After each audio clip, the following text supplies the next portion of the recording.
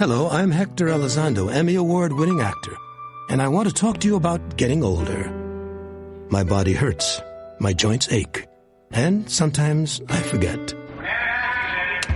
I forget that doing all your own scenes for a movie isn't always the best decision. Especially when you're galloping side-saddle down a countryside road on a horse named Archibello, who seems to have only one speed, high. And pulling on his reins only seems to encourage him to go even faster. So, of course, my body hurts and my joints ache, but it's not because of my age. It's because I'm living my life. Oh, Archibello! Don't let life pass you by. Take care of your brain health. It may just help you stay on top of your game. As soon as this scene wraps, I'm going to kiss the ground, thank Archibello for his outstanding performance, feed him a carrot, and visit brainhealth.gov. Find out how you can make the most of your brain as you age at brainhealth.gov. Every day, 70,000 puppies or kittens are born in the U.S. Cute, right? Well, what's not cute is that half of all litters are accidents. And when a kitten has a litter of oopsies and a puppy has a litter of uh-ohs, pretty soon you have thousands and thousands of OMGs. And that leads to millions of pets being killed in shelters each year. But if 80% of people with pets say they believe in spaying and neutering, then what gives? Turns out that those sweet little fuzzballs can get pregnant sooner than you think. A lot sooner. But here's the good news. You can stop the accident before it happens. You just have to remember one number, 4, as in 4 months. When you bring home Maggie or Ruby or Puddles or Clyde, get them fixed at 4 months old. It can be old enough to get pregnant, and it's definitely young enough to make a difference. Prevent more. Fix at month 4. Visit fixat4.com for more information. Brought to you by Best Friends Animal Society. It took me a long time to be able to say Chandler has cancer, because that is such a scary word. St. Jude takes care of absolutely everything. And knowing that we don't have to pay for all of the medical expenses, that's huge. St. Jude allowed me to focus on being a mom to Bryce. And sometimes I'm just in awe of the impact St. Jude has, not only on this community, but the world. St. Jude is uniquely positioned to advance the cures of pediatric cancer, I think better than any other institution in the world. The contributions make a big difference. Donors are important to us because you get the feeling that you have a team behind you. We have the resources and we have the focus. And so if St. Jude doesn't do it, who will? St. Jude Children's Research Hospital. Finding cures. Saving children. Learn more at stjude.org. There's a threat targeting America. One that's growing fast, but may still be hard to see. Lyme disease. Spread by tiny ticks, often smaller than the head of a pin. This dangerous disease is now more widespread than West Nile, tuberculosis, and HIV/AIDS combined. And if left untreated, it can lead to arthritis, facial paralysis, and even memory and concentration problems, often called brain fog. As the threat of Lyme disease grows to more than 300,000 projected cases each year, it's time for us to target Lyme disease. That means checking for ticks when you've been outside, even in your own backyard. It means seeing a doctor if you experience the symptoms of Lyme disease, which can include joint pain, flu-like symptoms, fever, fatigue, or sometimes a bullseye-shaped rash. Set your sights on stopping Lyme. Learn how you can target Lyme disease at targetlyme.org. We're here early before they wake up. We stay late. We stay informed. We invest in the latest technology. We take the time to train the next generation of doctors and nurses. We work together to make sure we heal their bodies and their minds. We do this not because it's our job, but because this is about our veterans' lives. This is our mission. More than 300,000 of us working as one, together with families and loved ones. No matter where they live in this country, we'll be there. We all come together and stand together to serve our veterans. We stand strong, united. Stand with us in caring for our veterans.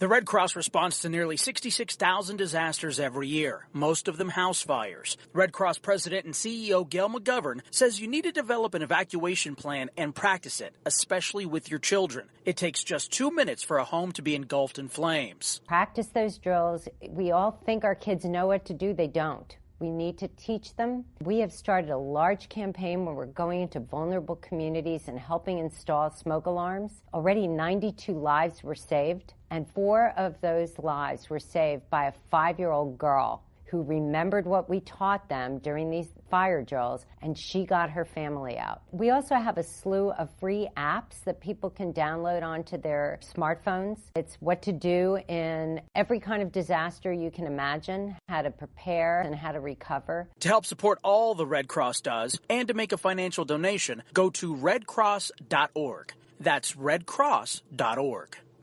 The following program is closed captioned for the thinking impaired. Zinc Media. Feel the power of knowledge.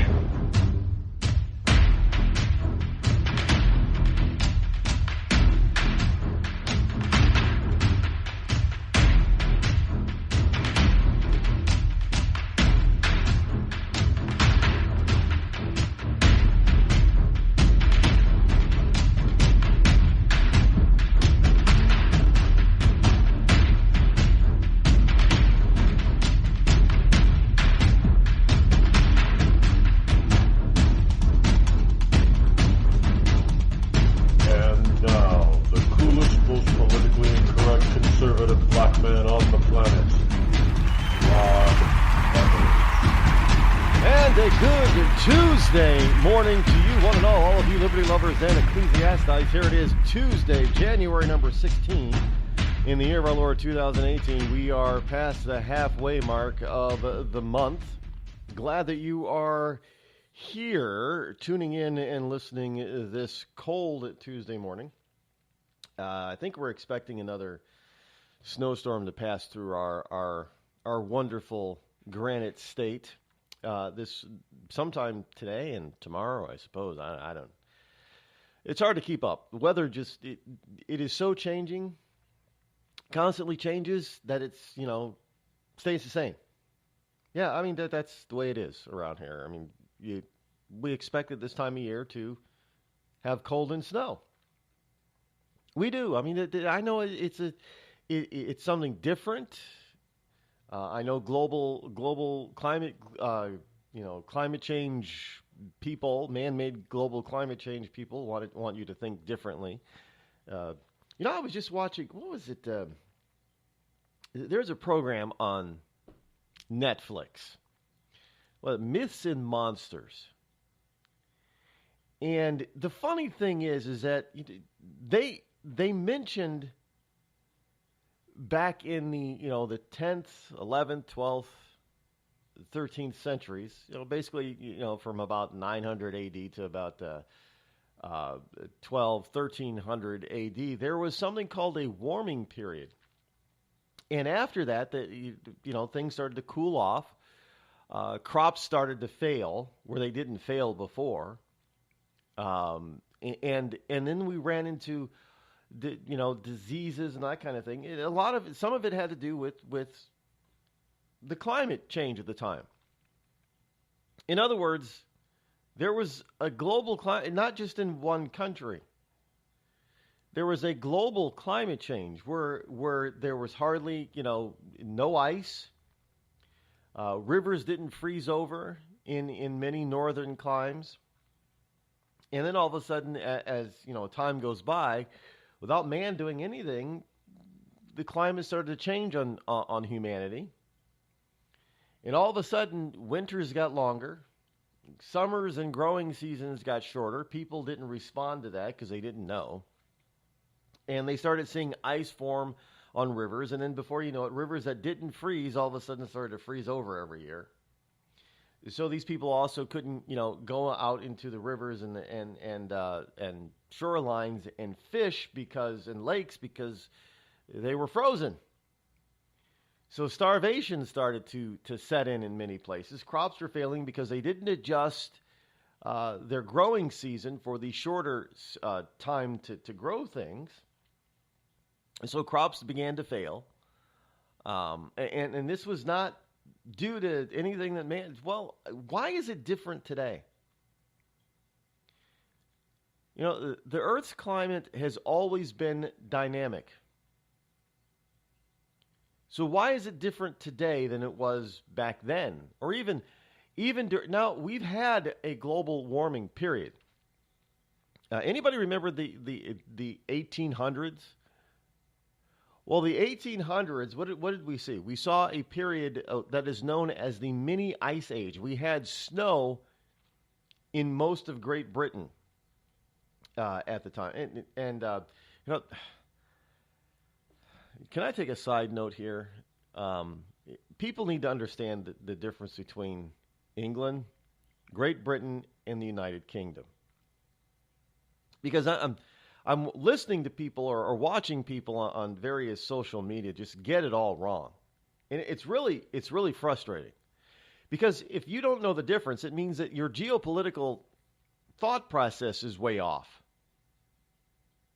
All right, England is just that, England. It just includes England. Great Britain includes everything but Ireland on the British Isles. That's why they call it the British Isles. So in other words, you have England, Scotland, Northern Ireland, Wales. That's all Great Britain. Yeah, am I missing anyone over there? There's something else. Northern Ireland, Wales. Okay. The United Kingdom once included the United States before it became the United States. The United Kingdom is the empire, basically, world empire, basically, of England. Everything comes out of England. You know, the kings and queens of the day in England, the English were so, you know, they set their ships afloat, and they took over lots of parts of the known world back in the day. So that is the United Kingdom. The United Kingdom still exists because there are still British colonies and territories all over the globe. They're part of the United Kingdom. Now they're shrinking. But the United Kingdom is shrinking. The British, Great Britain isn't shrinking, at least not yet. I haven't heard of anything about London giving Northern Ireland back to Ireland and let it joining Ireland, the rest of Ireland. I haven't heard that. That's not happening anytime soon, is it? If it is, you know, it's something that we've all missed because we've been concentrating on Donald Trump being a racist when he's not a racist, and saying, you know, shithole when he claims that he didn't say shithole, and nobody else in the room but Durbin says that he's actually said the word term or word shithole. So we're devoid of real news here in the USA. Because we have a lamestream media that is just bent on nothing more than perpetrating falsehoods and trying to get the president. But you even got Maxine Waters out there, now this is why you need to know your stuff, because you got Maxine Waters out there who's losing it. Well, it's not that she's losing it. Now, let me be clear about this. It isn't that Maxine Waters is losing her mind. It is because Maxine Waters is ignorant and he's just plain stupid. I mean, here's an elected official who's been in Congress for decades now, who obviously doesn't know the workings of the Constitution. That's pretty damn sad. Well, if she doesn't know, how the hell are all her followers supposed to know? You know, it is not a high crime or a misdemeanor to call somebody a name. And Maxine Waters is out there saying that we need to, you know, impeach Donald Trump because he's name-calling. You know, he's name-calling of people and name-calling of countries. That, because you don't think he's being presidential, is not a reason, excuse, or does not rise to the level of constitutionality to call for impeachment. It just doesn't. I mean, if that were the case, if we wanted to impeach a president every time we disagreed with him or the president said so, half our presidents would have been impeached by now over the years. Calling somebody a name or calling a country a shithole does not rise to the occasion of high crimes and misdemeanors and impeachment. And by the way, did you also know that it is very difficult for the president to obstruct justice? Now we've got this probe of Trump potentially obstructing justice when he fired Comey. He's allowed to fire people in the executive branch. Doesn't matter who they are. What does this mean? Just because he's in you're appointed to a certain position in the executive branch, all of a sudden you're not allowed to be fired by the president, who's the boss, the CEO of the executive branch? Well, of course you can be fired for any reason at any time. You serve at the pleasure of the president, whoever that president is. I mean, if the president wants to come in and bring in his new people on day one, he could fire whoever the hell he wants. And that's not an impeachable offense. The only reason why Comey was stuck around as long as he did is because he was doing this stupid investigation, in charge of this stupid investigation that led to nowhere. Now, trust me, he was there protecting his job. And he figured, well, if I'm investigating the new incoming president for this kind of stuff, then he's going to be pressured not to be able to fire me. That's all it was about. I mean, the president he can go over to the Justice Department, walk in and say, tell me everything that's going on right now. And they would have to tell him everything. And those people who did not tell him everything that he wanted to know, and if he found out, he could fire them. No questions. There is no questions asked. And Congress he better not, Congress can't run up to the president and say, you better not fire this person. That's interfering with the executive branch. Remember, we have 3 branches of government in this country that are distinct and separate from one another. They're equal in power, but separate from one another. The Constitution does not allow one branch to step on the toes, constitutionally speaking, of another branch, which is why this whole notion out there in California in the Fifth Circus telling Trump that he can't stop by executive order at the DACA action, which was started illegally by an executive order. I mean, Trump just go ahead and do it. Say, screw you. This is an executive order. The court has no purveyance inside the executive branch. If I want to set up an executive order that is constitutional, there's nothing you can do about it. If I want to set up an executive order that rescinds an unconstitutional executive order, there's nothing you can do about it. You can't come in here and tell me, well, one president's executive order is more important than another. That's not the case. I'm sorry, but it's not. This is why you got to get things done and passed through Congress and form a law, because executive orders can easily be overturned by the next president. Which is why Obama's legacy was on shaky ground. He got nothing passed through Congress except for Obamacare. Really? I mean, he did a lot. He did more of his stuff. Yeah, hey, I've got a pen. Well, guess what? Trump's got a pen too. So all this notion behind this kind of stuff, not people not knowing and not paying attention to what the reality on the ground is really frustrating sometimes. Now, I don't claim that I know everything. It's always, but there are things that just seem to me that should be, pretty basic. Basic is you can't call for impeachment of the president simply because he called somebody or some country a name, then you didn't like the name that he used. You can't call for impeachment simply because you don't think or believe that the president is acting, the person who is the president is acting whatever presidential is supposed to be. I don't know, what is acting presidential supposed to be?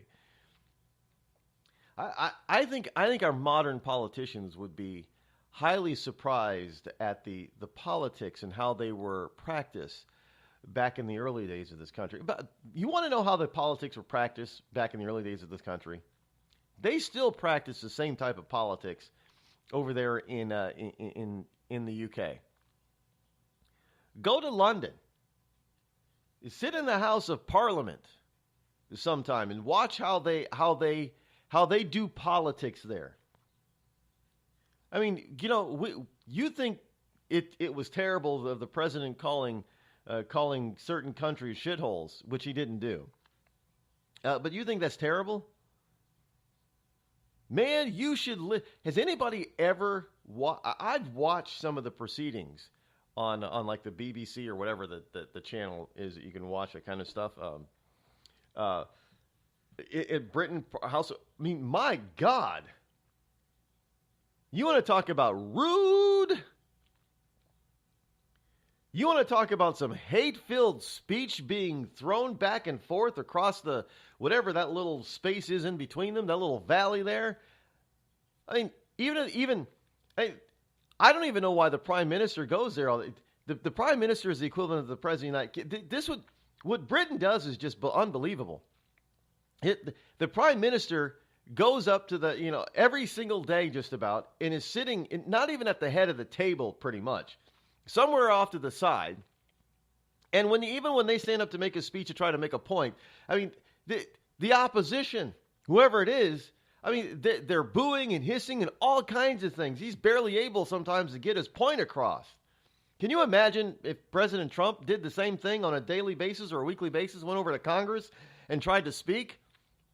I mean, this whole notion that we've got some people who are going to boycott the State of the Union address. I mean, hell, can you imagine them boycotting the president every freaking week, every time he came up there? I mean, it's insane how they do politics, and they want to think that the politics here, that Trump is being uncivil. Sit down with the British sometime and do politics. I mean, seriously, it's unbelievable over there. This is, I guess we're just supposed to be, and this is how politics were done in this country in the beginning. I mean, just look at some of the letters and the responses to campaigns that were done back in the beginnings of this country. I mean, weren't there? I mean, there are people that have posted and written books about some of this stuff, and we're talking to actually talk about without giving the names at first of who actually said something. And in certain campaigns and how they were going back and forth and the name calling that these men were calling each other. I mean, hell, there were at times that if in this country doing politics that if you ultimately insulted somebody, they challenged you to fisticuffs or worse yet, pistols at 20 paces. That happened in this country. How is it that we forgot? Well, we've forgotten because nobody teaches that stuff anymore. But hey, you're going to get that stuff here. I am not going to be fake to you. I'm not going to give you fake news. Give you the real what's what, people. You're listening to me, your lovable host, Rod, here on the Rod Eccles Show. We've all heard of male enhancement, but now there's an expert on true male enhancement in the areas that really count. In Herb Ellis's book, Husband 2.0, Real Male Enhancement, you'll find answers to questions like, why doesn't she want to have sex? A quick start, quick results workout guide, plus what you can do as a side hustle to make money now. With all the great tips in this book, every man can benefit. Get the book, Husband 2.0, Real Male Enhancement, on Amazon.com. Tired of paying outrageous prices for Viagra? Well, we have great news for you. Now you can finally get Viagra at huge discounts. Healthy Man allows you to save up to $500 on Viagra. Why pay U.S. pharmacy prices of $15 per pill or more when you can get Viagra for less than $3 a pill? Call today and get 40 Viagra pills for only $99. This can cost as much as $600 at your local pharmacy. You can't afford not to call us. If you want Viagra at the lowest prices, never pay $15 a pill pharmacy prices again. Get Viagra for less than $3 a pill. Call 800-595-2614 today and save up to $500 and get 40 pills for just $99. Healthy Man is fast, easy, and affordable. Operators are waiting at 595-2614 to take your call now. Call 800-595-2614. That's 800-595-2614. Again, 800-595-2614. It started with a knock, but it wouldn't end there. What happens in the story next, many wouldn't understand, and most wouldn't believe. 5 + 2 = Perfection by Samuel Rosette Jr. is a must-read. The scriptures within are reminders of the ancient past, and yet intriguingly infuses with texts which stand on the edge of the stage of relevancy. Available online at Westbow Press, Amazon, Books A Million, Barnes & Noble, and SamuelRosetteJr.com.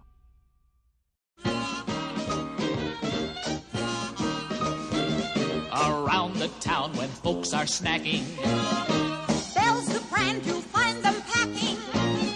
The great taste tells. If it's bell, it's swell. At parties, dinner, or when you're lunching, Bell's the brand that gets you crunching. The great taste tells. If it's bell, it's swell. The potato chip that's made today is fresh today to be crisp today. So dip away, eat them any old way, and let the chips fall where they may.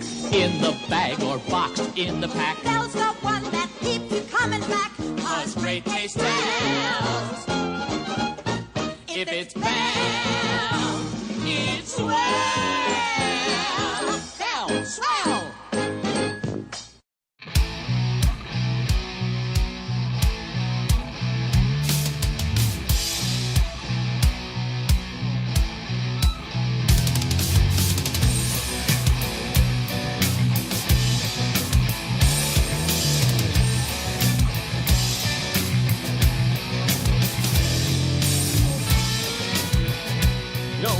One of the reasons why, now folks, you got to understand the reason why that the left really is going, no, I'm going to use a term, apeshit over Donald Trump.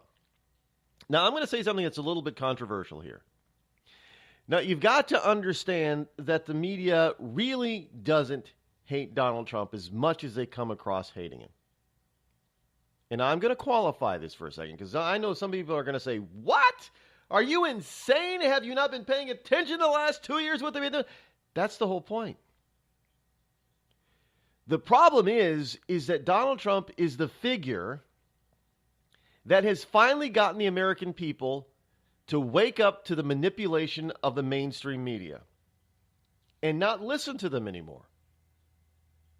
I mean, because what did the mainstream media do back in 2008? Oh, well, they manipulated America into voting for who? Barack Obama. Because they said, well, hey, if you don't vote for Obama, then, you're probably a racist. Now, Americans, generally speaking, the vast majority of Americans do not view themselves and really are not.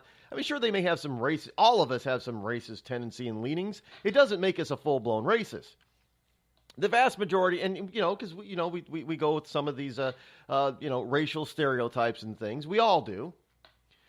But the vast majority of us really aren't racist, as the traditional term racist is meant. But the mainstream media put it out there and said that if you didn't vote for Obama, it was simply because you were a freaking old school racist. Well, Americans, they started believing that crap and said, well, geez, I'm not a racist. I'll prove it to you. I'll vote for the jackass. How about that?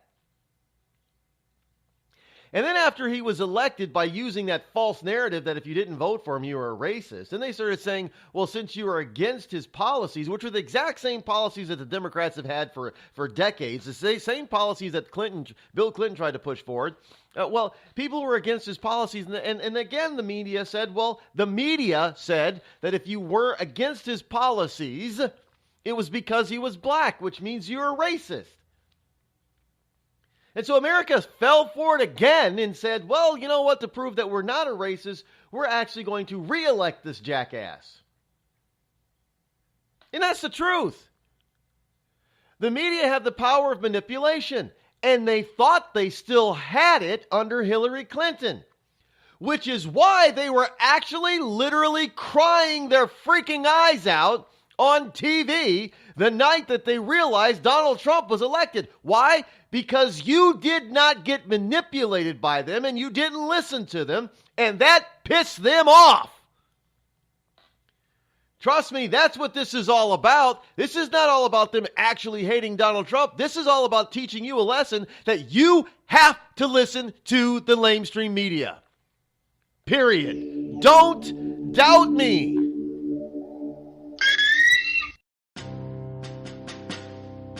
On the battlefield, there's a saying America's military men and women live by. Never leave a fallen warrior behind. Ever. Off the battlefield, Wounded Warrior Project operates with the same goal. We leave no warrior behind.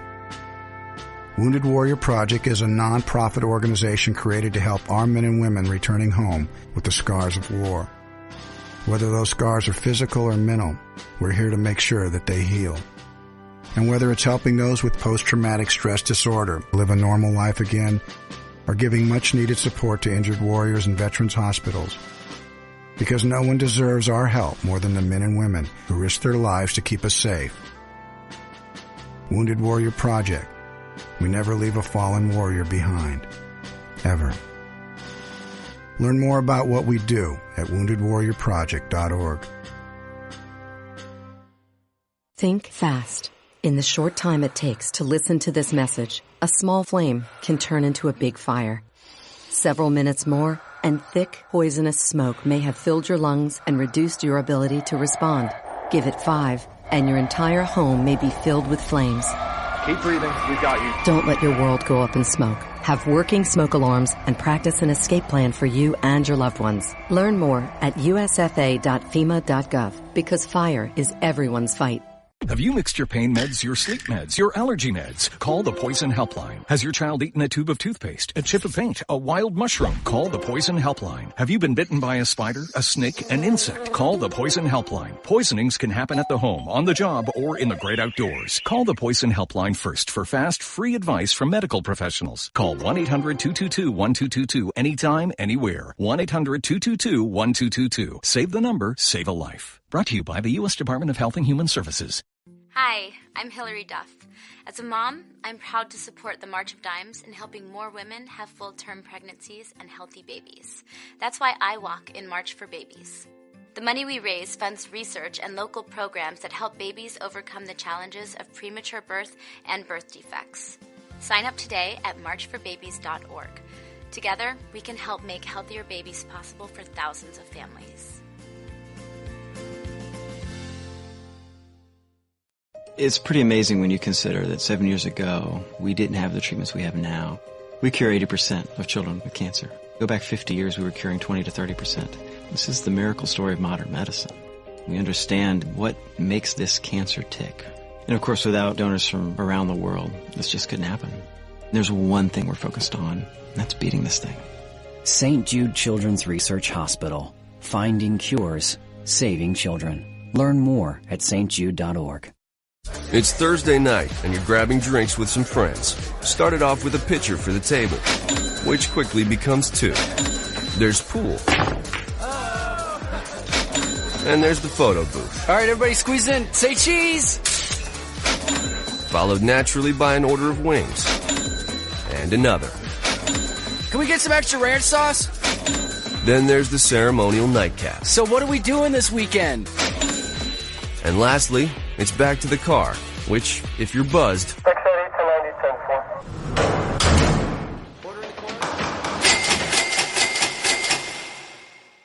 could be the most expensive night of your life. Getting pulled over for buzz driving could cost you around $10,000 in fines, legal fees, and increased insurance rates. Nothing kills a buzz like getting pulled over for buzz driving, because buzz driving is drunk driving. Brought to you by the National Highway Traffic Safety Administration and the Ad Council. America's wounded warriors are coming home. After serving on foreign shores, these brave men and women are returning to their families and communities. Many have wounds you can see, and many have wounds you can't see, like post-traumatic stress disorder. Now that these warriors are back home, they are ready to enter the civilian workforce. To help, Wounded Warrior Project has developed the Warriors to Work program, a career counseling service that helps warriors translate their military experience to the civilian workplace. These extraordinary men and women bring proven world-class job skills and a unique perspective on teamwork to the job. And to ensure the right warrior finds the right job, Wounded Warrior Project works with employers to find just the right match. When you hire a wounded warrior, you hire an intelligent, talented, and committed new employee. Contact Wounded Warrior Project at findwwp.org. Welcome home the brave.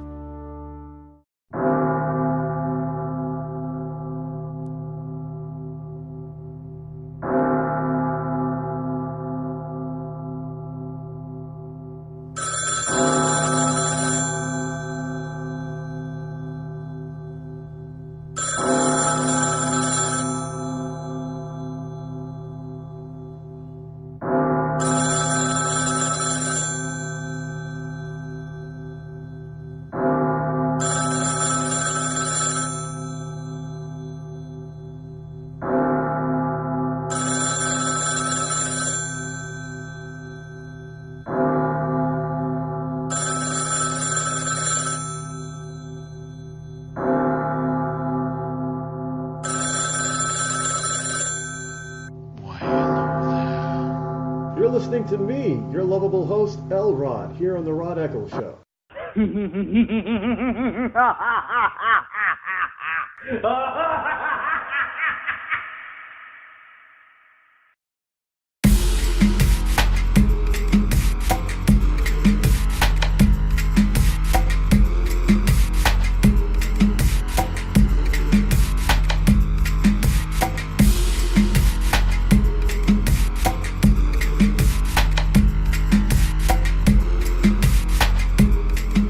So we have the media who's out there. They're just trying anything and everything to try to win you back, to get you to believe in their twisted ideals once again, so they can get control over you. But the problem is that they've lost it. I think that they've lost it for a very long period of time, simply because Americans no longer trust it. We now. I mean, you look at some polls that they take out there. They're honest polls. They look at the mainstream media now. Some of these reporters, like Shepard Smith and Anderson Cooper and Chris Tingle Up His Leg Matthews and former people like Olbermann and just regular the wonderful big shots of the mainstream media. They're not looked upon very favorably anymore. In fact, they're looked upon unfavorably about as much as lawyers and used car salesmen are looked upon as being unfavorable and untrustworthy. I'm saying that's how low that they've sunk, and it's their own damn fault. I mean, the era of Walter Cronkite is long over. The most trusted man in America will not be a news anchor anytime soon. I'm just saying. Not going to be a news anchor, because they've done this to themselves, and they continue to do this. I know there are some networks that are worse than others. Obviously, what's coming to mind is CNN, which is why they're always in the basement of the ratings, because people just aren't buying their BS anymore, and yet they double down on it, they triple down on it. Just like in the Brady Bunch, they fourple down on it. And if you've never seen the Brady Bunch, that episode where Jan Brady says fourple. I forple swear, then you're missing out on some great American culture there.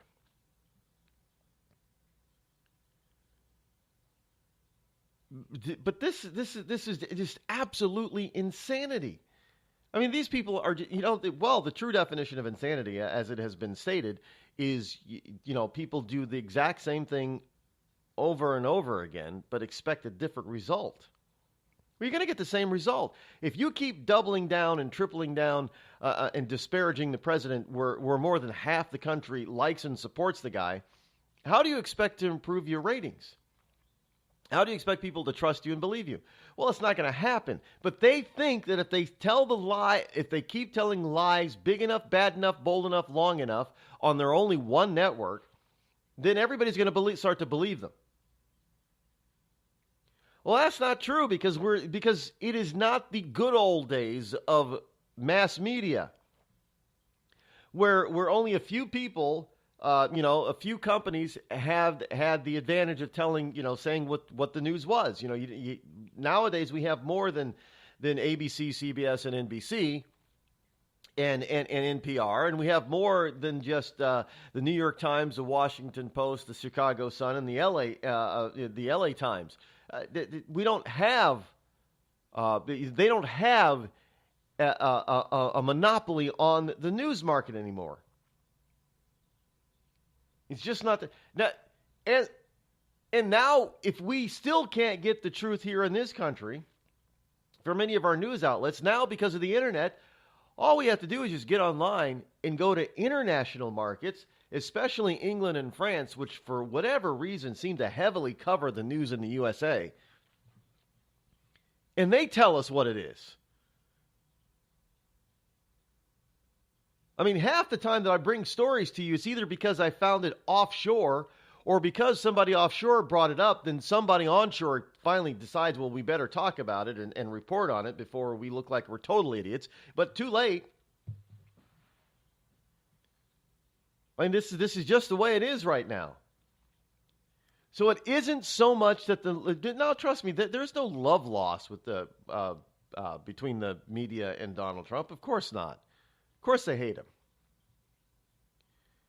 But this whole notion that they really hate him as much as some people are trying to get you to believe that they hate him, the reality is that they hate you, the American people, for supporting Trump in the first place and not believing them anymore. And they have lost their freaking minds because they don't know what to do if they don't have the ability to manipulate you anymore. Sure, they can pander to their crazy, base, but their base is dwindling.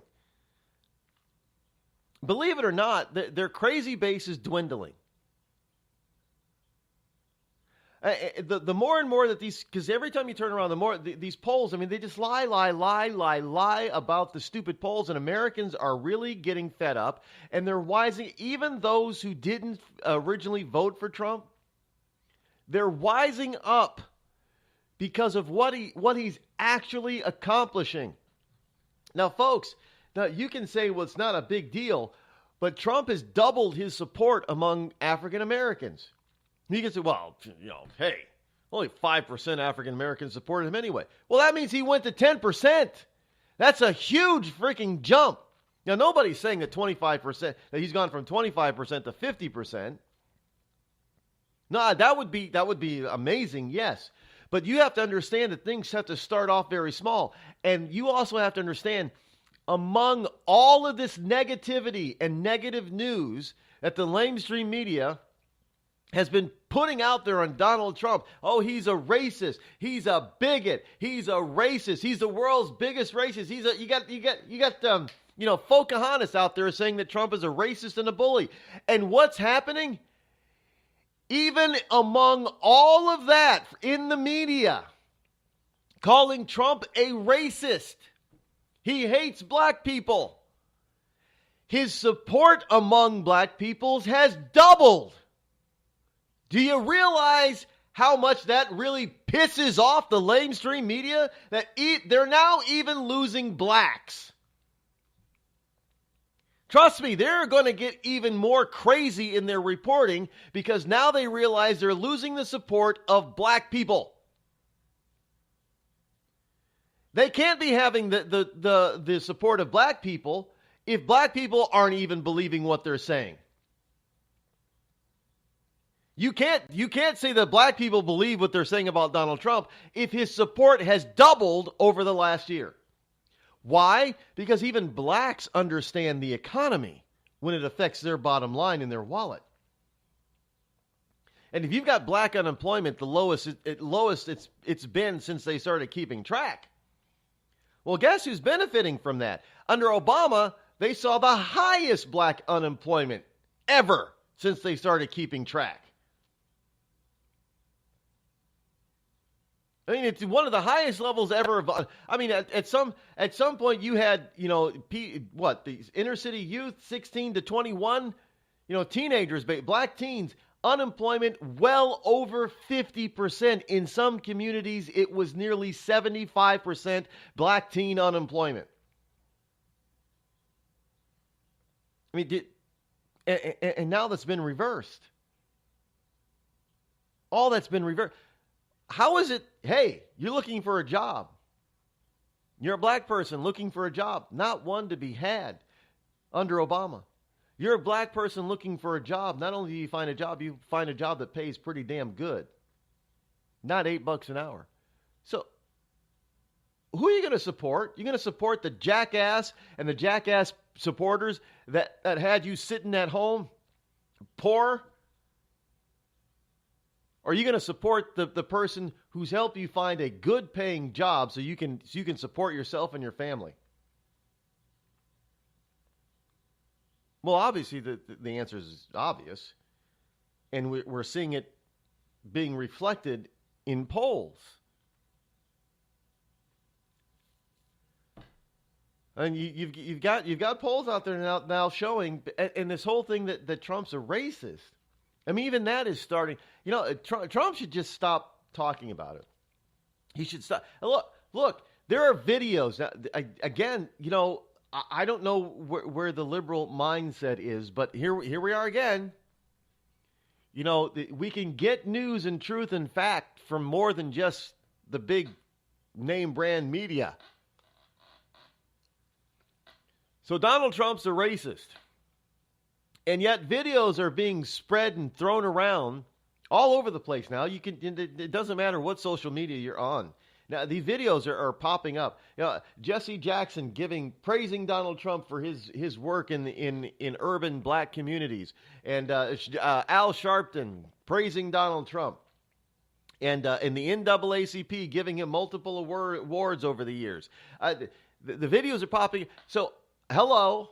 You got the NAACP, Al Sharpton, you know, Jesse Jackson, and a bunch of other black leaders going all the way back, you know, into the 80s, praising Donald Trump on his work in the minority community, including blacks and Latinos, especially blacks and Latinos.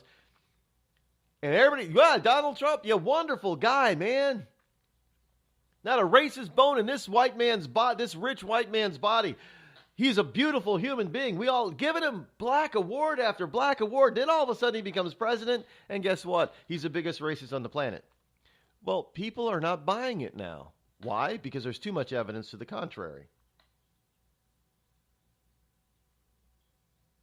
Too much evidence to the contrary. Hey, wasn't his first Apprentice winner a black person? Oh, yeah, it was, I think.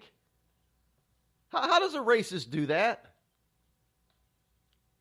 Well, what was he thinking, you know, way back in the early 2000s that, well, I better try to prove to people that I'm not a racist by hiring a black person? No, he went after the best qualified person he could find on that TV show. Who he thought was the best qualified person. And he believed that the best qualified person won. So he gave the job to. You're hired. That's what he said. You're hired to.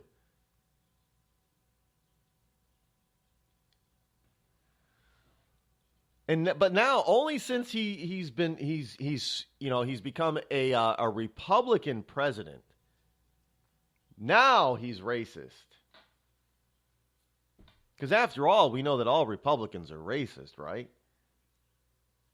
Well, the problem is that you're getting more and more blacks who aren't buying that anymore. They're waking up to pre-civil rights days and understand that where the races came from. With Civil Rights Day, Martin Luther King Jr.'s birthday, people have been, showing all kinds of things about Martin Luther King. And some of these people don't realize that they're proving the fact that it wasn't Republicans that, like, there was just an expose last night on Channel 9 here out of Manchester, New Hampshire, and it was an expose on a man by the name of Jonathan Daniels, a young man. He was like in his mid-20s when he was murdered down in Alabama in 1965. Now, Jonathan Daniels was born and raised in my adopted hometown of Keene, New Hampshire. Now, if you go to Keene, New Hampshire, I mean, there's a Jonathan Daniels, I think, road, Jonathan Daniels this, Jonathan Daniels school. I didn't know who the hell I thought Jonathan Daniels was like some old guy, former military person that they were all honoring. Had no idea, didn't even bother to find out, because how often do we do that? And I was one of those people, didn't bother to find, just somebody from Keene that everybody, or didn't even realize he was from Keene. Just thought, just somebody that they happened to like.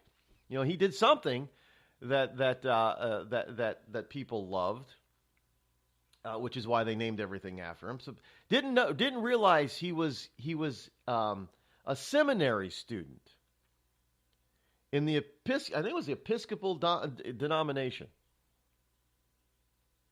In his mid-20s, hailing from Keene, New Hampshire, went down to Alabama to support Dr. King and civil rights. 1965, was murdered by an Alabama sheriff deputy. Yeah, didn't realize the whole story behind him. Well, now I know.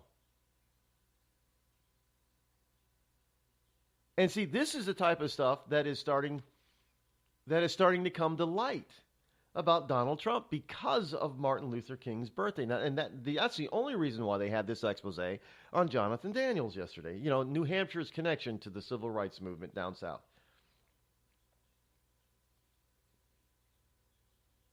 I got it. I mean, 25, 26 years old, fighting for people's that don't look anything like. Now he's about as white bread as you can get coming from Keene, New Hampshire. Fighting for the rights of people whom he did not grow up. There were no black people in Keene back in the 50s and 60s when this kid was born and being raised. So he was fighting for the rights of people that he didn't even know. He had very little contact with until that point in time. Do people realize this? No, they don't. But I guarantee you that if Jonathan Daniels were to run for the presidency of the United States of America and win it as a Republican, everybody, including Lewis and Maxine Waters, would all band together and call Jonathan Daniels a racist.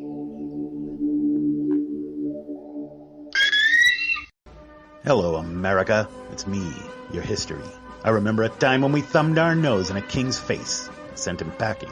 And when fascists and emperors talked a little bit too loud, we showed up, tore their cities to the ground, and then rebuilt them just to prove we could.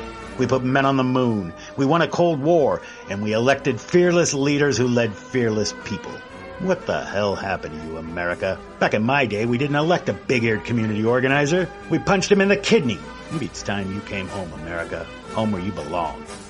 We've all heard of male enhancement, but now there's an expert on true male enhancement in the areas that really count. In Herb Ellis's book, Husband 2.0, Real Male Enhancement, you'll find answers to questions like, why doesn't she want to have sex? A quick start, quick results workout guide, plus what you can do as a side hustle to make money now. With all the great tips in this book, every man can benefit.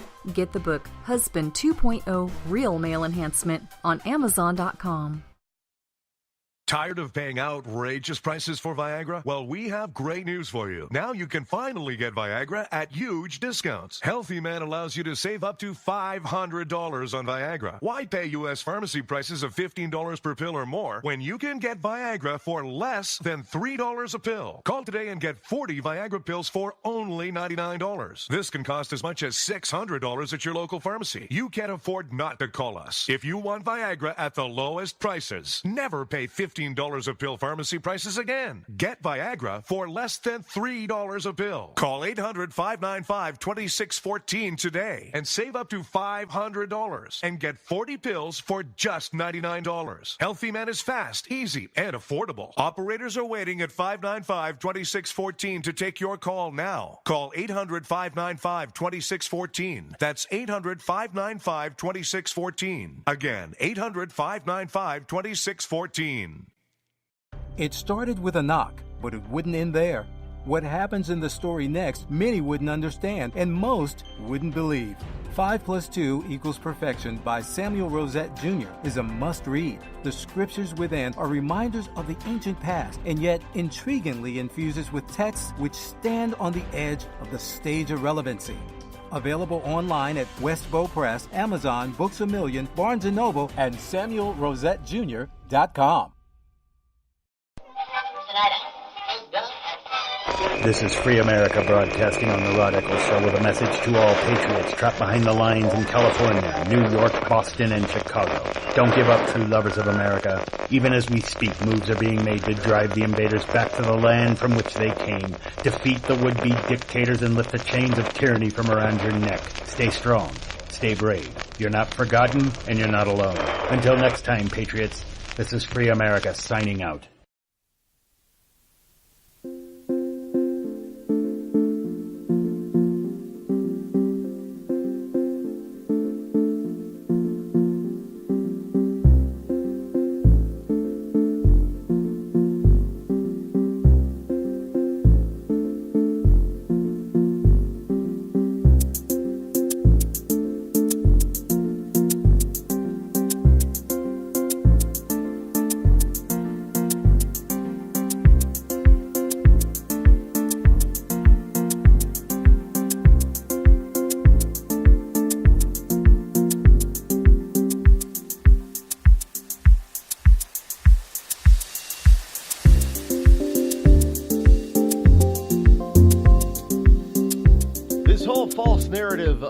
Racism is being perpetuated by the lamestream media, and it's being augmented by our educational system because they're obviously not teaching people anything, so they're growing up to be easily manipulated into believing what the left is lying about. And here's case in point: Baltimore. Now all of a sudden, now in this country, the flag is racist, the national anthem is racist.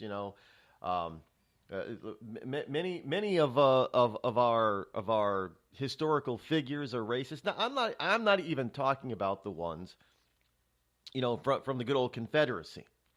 Oh, sure, I can go along with that a little bit. Jefferson Davis, racist, obviously. Go along with that. No, I don't believe in tearing down their statues. No, but okay, let's agree that they are fine. Obvious.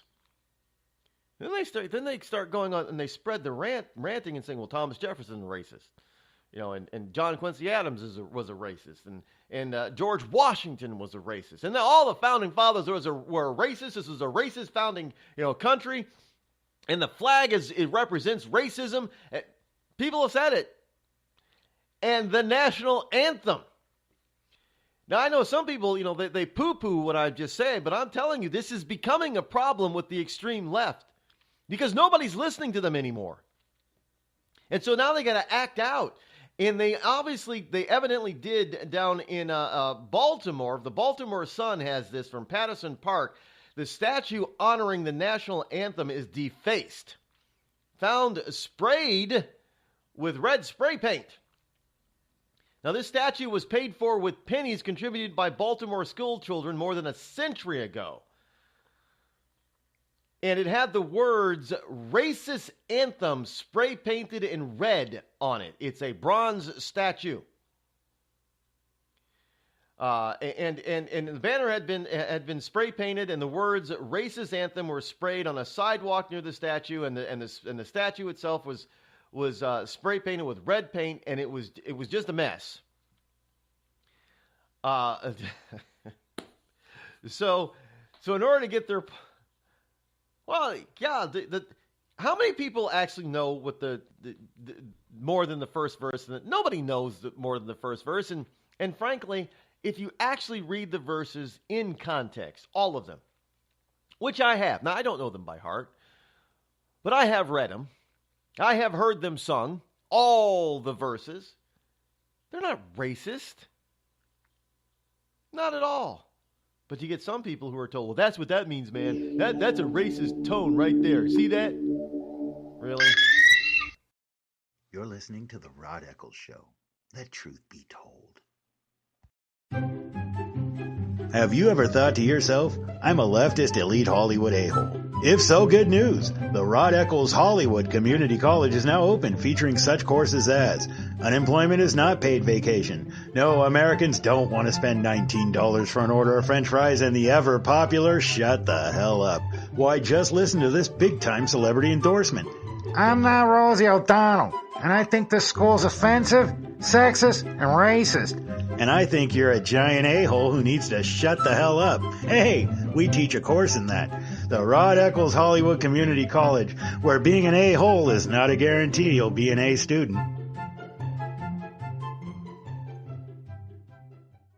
And now, a message from the American Migraine Foundation. It's an absolute nightmare. I was terrified. It was like your head's gonna explode. Migraine is a disabling disease. Just all of a sudden couldn't see. Migraine has ruined my life. Absolutely terrifying. There's pain that does not stop. It's a throbbing, pulsing, banging, hammering feeling in your head. 36 million Americans suffer. I started getting migraines around 5 years old. Just takes over everything. I feel trapped by migraine. It hurts like my head's gonna fall off. And the whole world around you stops. My world has gotten small. You feel like the world's closing in on you. There's nothing you can do. I had spent a year housebound. It's like you're trapped in your head. There's no escaping it. You can't leave your body. Don't suffer alone. Make your move against migraine. Visit AmericanMigraineFoundation.org to find help, learn more, and get connected. The Red Cross responds to nearly 66,000 disasters every year, most of them house fires. Red Cross President and CEO Gail McGovern says you need to develop an evacuation plan and practice it, especially with your children. It takes just 2 minutes for a home to be engulfed in flames. Practice those drills. We all think our kids know what to do. They don't. We need to teach them. We have started a large campaign where we're going into vulnerable communities and helping install smoke alarms. Already 92 lives were saved, and 4 of those lives were saved by a 5-year-old girl who remembered what we taught them during these fire drills, and she got her family out. We also have a slew of free apps that people can download onto their smartphones. It's what to do in every kind of disaster you can imagine, how to prepare and how to recover. To help support all the Red Cross does and to make a financial donation, go to redcross.org. That's redcross.org. See that cute little dog in the pet store window? Chances are it came from a puppy mill. A breeding facility that forces caged, neglected, and often sick dogs to churn out puppy after puppy to be sold for profit. Meanwhile, millions of wonderful, healthy pets end up in animal shelters. This leads to the killing of more than 9,000 by the end of today. But with one simple choice, you can help. Just by deciding to adopt instead of purchase your next pet. Animal shelters are full of amazing pets looking for a home. When you adopt your new best friend, not only are you saving a life, you're taking a stand against puppy mills. When your friends see the smart choice and impact you've made, they adopt their next pet and share with 5 of their friends, who share with 5 more. Before long, thousands get involved. Pet stores stop selling dogs from puppy mills, and even more lives are saved. And with your help, we can save them all. Visit bestfriends.org/puppymills to learn more. Were you born from 1945 to 1965? People born during these years are 5 times more likely to have hepatitis C. But most people don't know they are infected.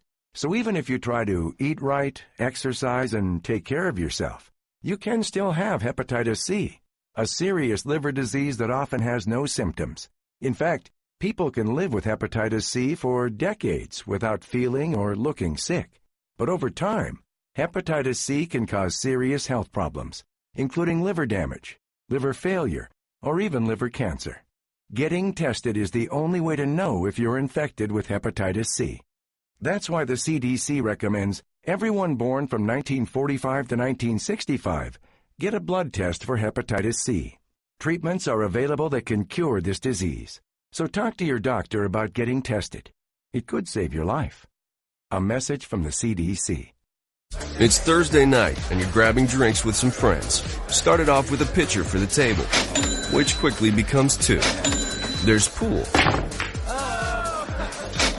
And there's the photo booth. All right, everybody squeeze in. Say cheese! Followed naturally by an order of wings. And another. Can Can we get some extra ranch sauce? Then there's the ceremonial nightcap. So what are we doing this weekend? And lastly, it's back to the car, which, if you're buzzed,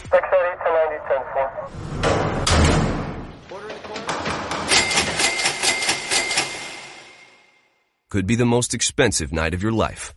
Getting pulled over for buzz driving could cost you around $10,000 in fines, legal fees, and increased insurance rates. Nothing kills a buzz like getting pulled over for buzz driving, because buzz driving is drunk driving. Brought to you by the National Highway Traffic Safety Administration and the Ad Council. Battles aren't won solely on the field. That's a common misconception. Battles are won within, over enemies of fear, enemies of doubt. In that place where promises are kept. Promises to oneself. This is a physical training event. Promises to one's community. Helping people move debris out of their house. Promises to one's country. In the heart of every Marine, you'll find a promise. A promise forever kept. A promise of battles won.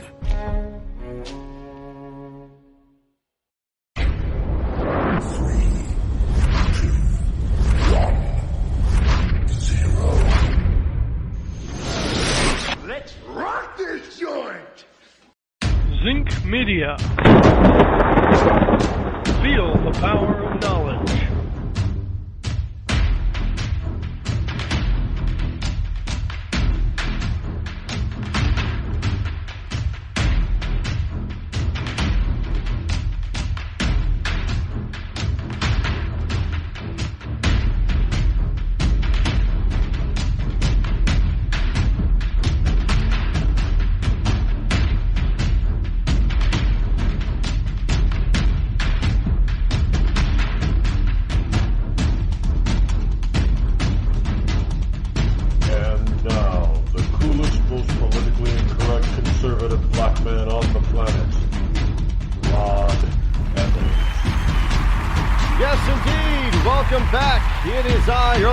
Coming to you live once again from the Bunker Eye Studio, located somewhere within the great granite state of New Hampshire. Glad that you are tuned in here on this Tuesday, January number 16 in the year of our Lord 2018. And it is a rather chilly day out there today, below 20 degrees, around 16. We're expecting snow. Just got another weather advisory here in the greater Concord, New Hampshire area. Concord, New Hampshire being, part of the cradle of our Western civilization of our country. And New England has a lot of history as far as the forming of our country is concerned. Just like, parts of Pennsylvania, like Philadelphia, in Virginia. The interesting thing is that it's not the places where you expect there to be a lot of American history.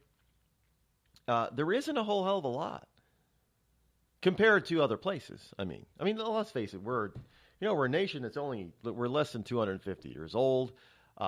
People really, Europeans really only started settling this nation around the late 15th, early 16th. 1492, Columbus sailed the ocean blue, type of thing, and really didn't get any serious settlements, other than just a dot here and a dot there, until historically speaking, until European settlements, until the late 1600s, early 1700s. That's when things started to really take off in this part of the world. Now, I'm not discounting the Native Americans that were already here, and I'm also not discounting the European communities that were here before Columbus arrived and then evidently abandoned, most likely from and folks. I mean, we don't fully understand the full history of this continent or this hemisphere. We don't. And every time you get some archaeologists out there that start digging something up, it changes the whole narrative of what we know to be true. And I've said this often that if you take, I love when people say, "Well, Columbus did discover America." Well, okay, I as a child questioned that because there were already people here, but they didn't know where they were. Well, evidently Columbus at first, we first were taught Columbus didn't know where he was either. But then as time goes by and they start unearthing all kinds of, new documents and new buildings and, I mean, it's just, especially when it comes to Christopher Columbus. He's one of the most secretive historical men, famous historical men that you could possibly run across. There isn't a lot known about Christopher Columbus. Believe it or not, there really isn't.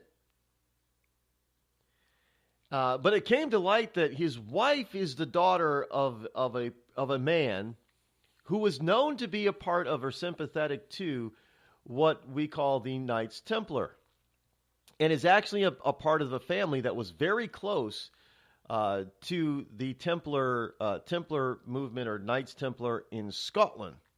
And the family that his wife belongs to, ancestors were very tight with and protected the King of Scotland known as Robert the Bruce. Didn't know that before. So there's a lot of connections with Christopher Columbus, and now there is speculation that Christopher Columbus now knew that he wasn't lost. He knew exactly where he was going because he was actually on a mission, not the mission that we're told.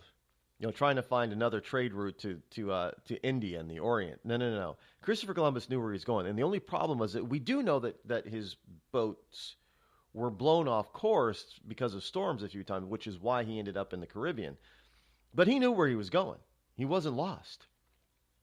Evidently, according to some documents that they unearthed about Christopher Columbus and some correspondence that he had with his father-in-law.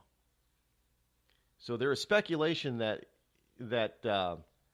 because of the connections that we've seen in this continent with certain European groups potentially connected to the Knights Templar, potentially connected to the Nordics or the Vikings, there's just a lot of evidence that those people were here way before Columbus made his voyage, and Columbus was actually coming because there's a whole program now called the Curse of Oak Island.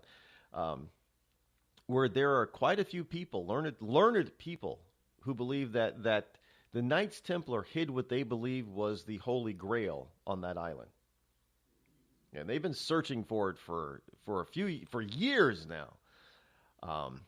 And the speculation is that Christopher Columbus's father-in-law told him where to find it and how to get it, and that's what he was doing. He was trying to get to Oak Island, basically, but got blown off course. So, I mean, that's now again speculation, but this is the type of stuff that a lot of mainstream historians are now starting to grapple and wrestle with because of the evidence that is here for a lot of this stuff.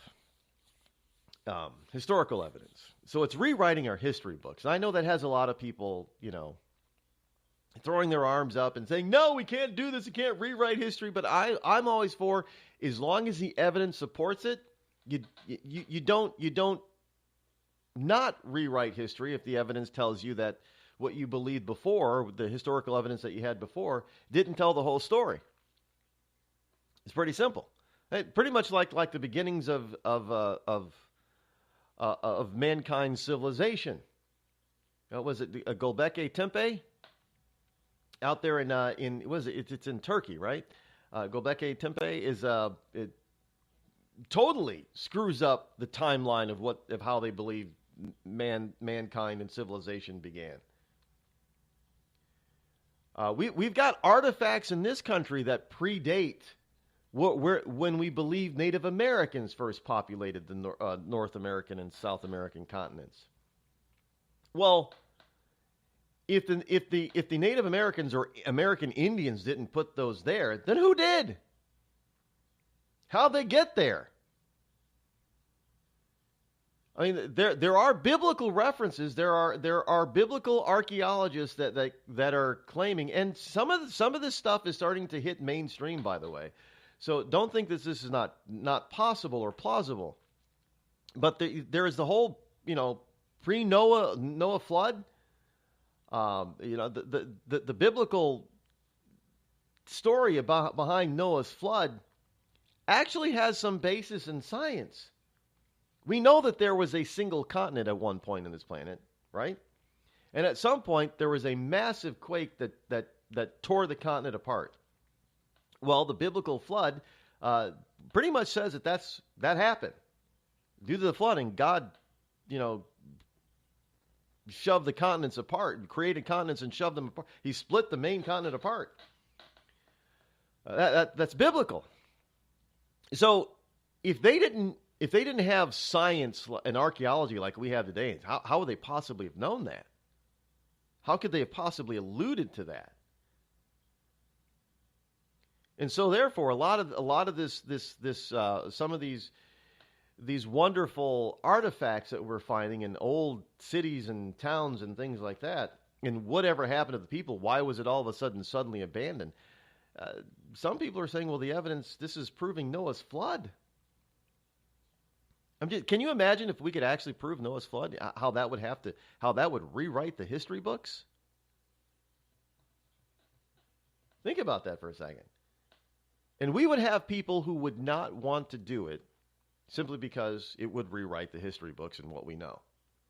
Because they like clinging on to what they already know. I could care less what we already know. I just want to know the freaking truth. Just like, look, we just don't, we don't hide, history just in the old-fashioned sense. We even, and we don't rewrite history that goes back, centuries and centuries and eons and eons. We also tend to rewrite recent history. Like, did you know this is the 20th anniversary of the blue dress?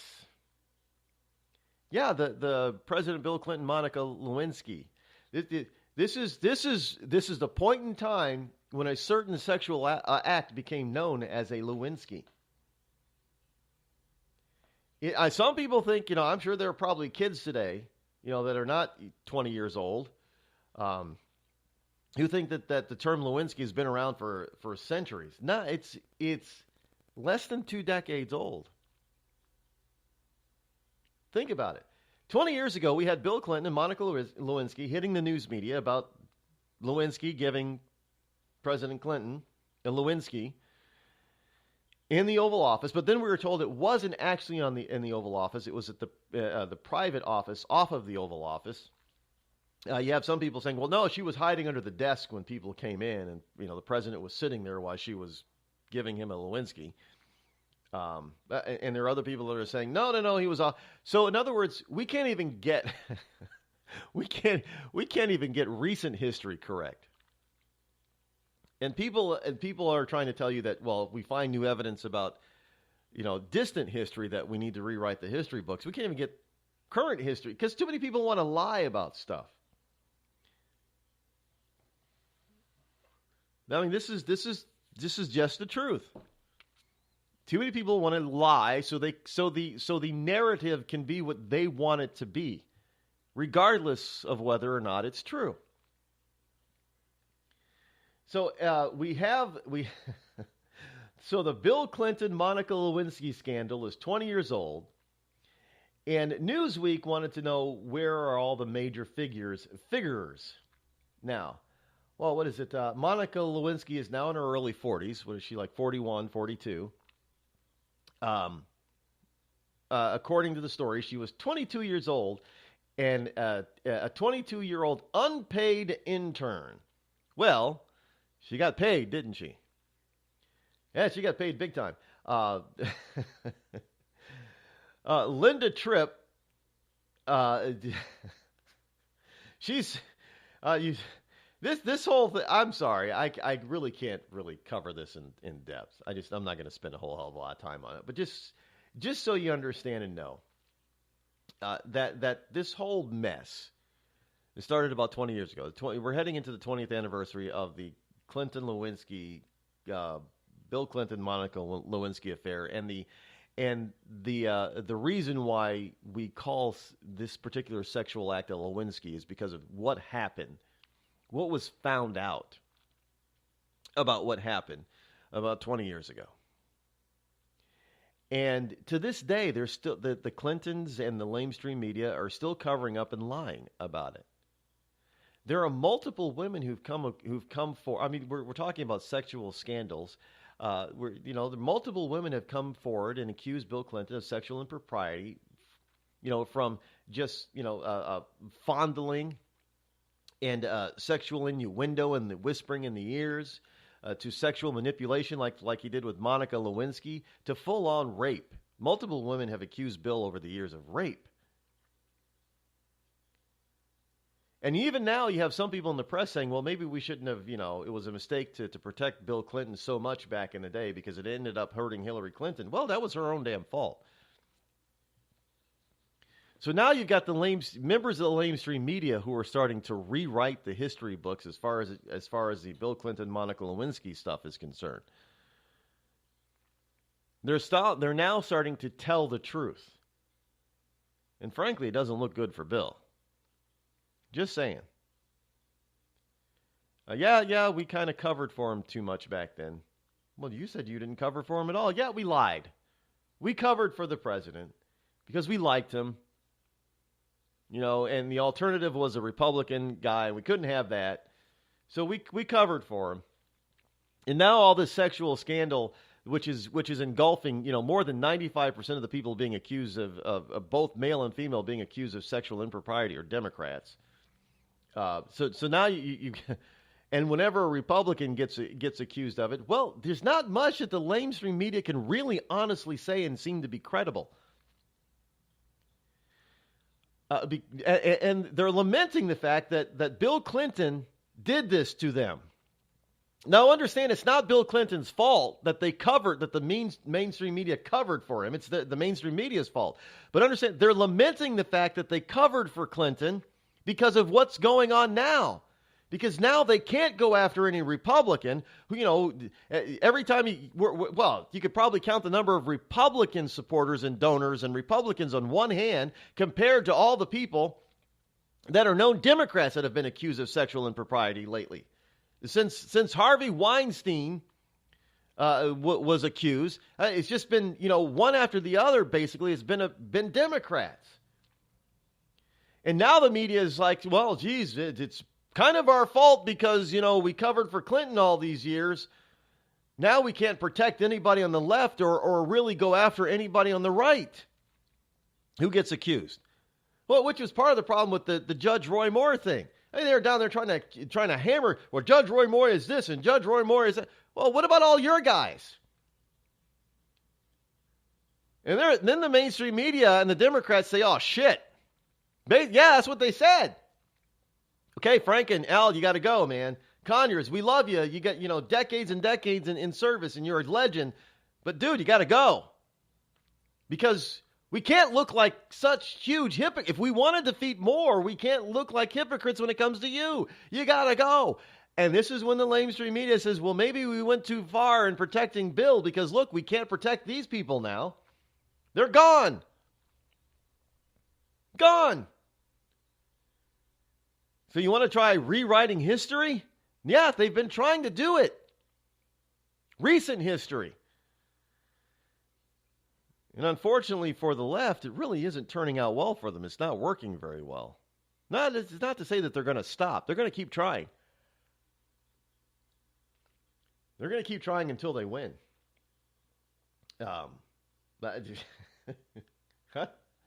I don't. Well, hey.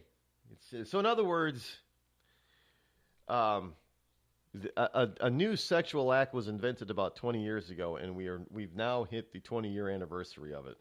Happy Lewinsky Day, everybody.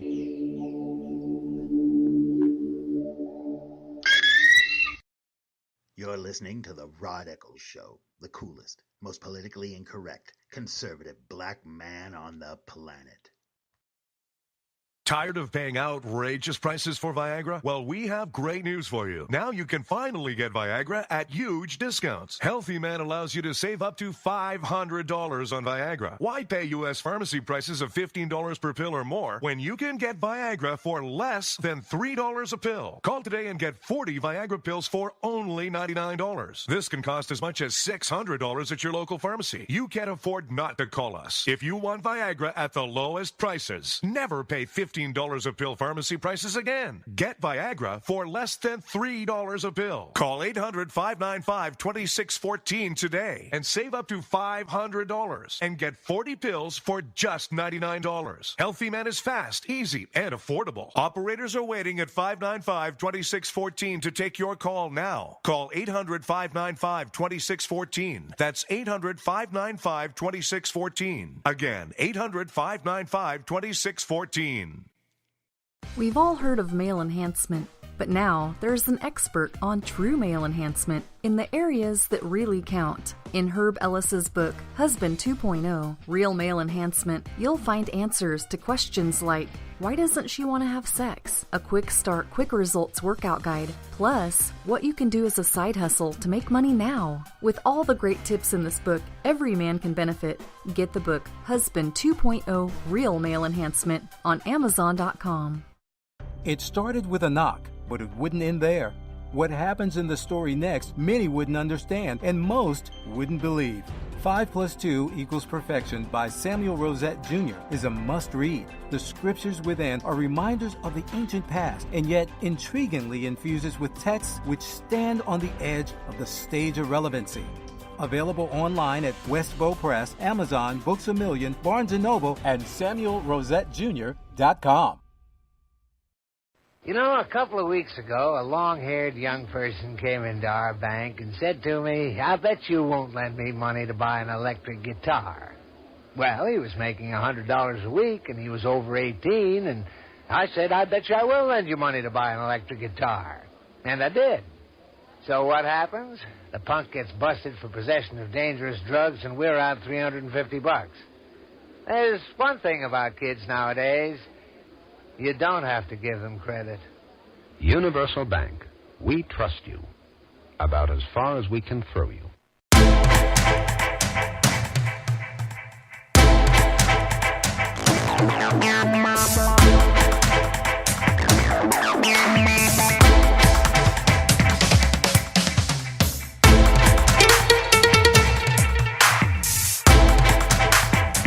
Anybody see the Ivanka, or not Ivanka, Ivana Trump interview?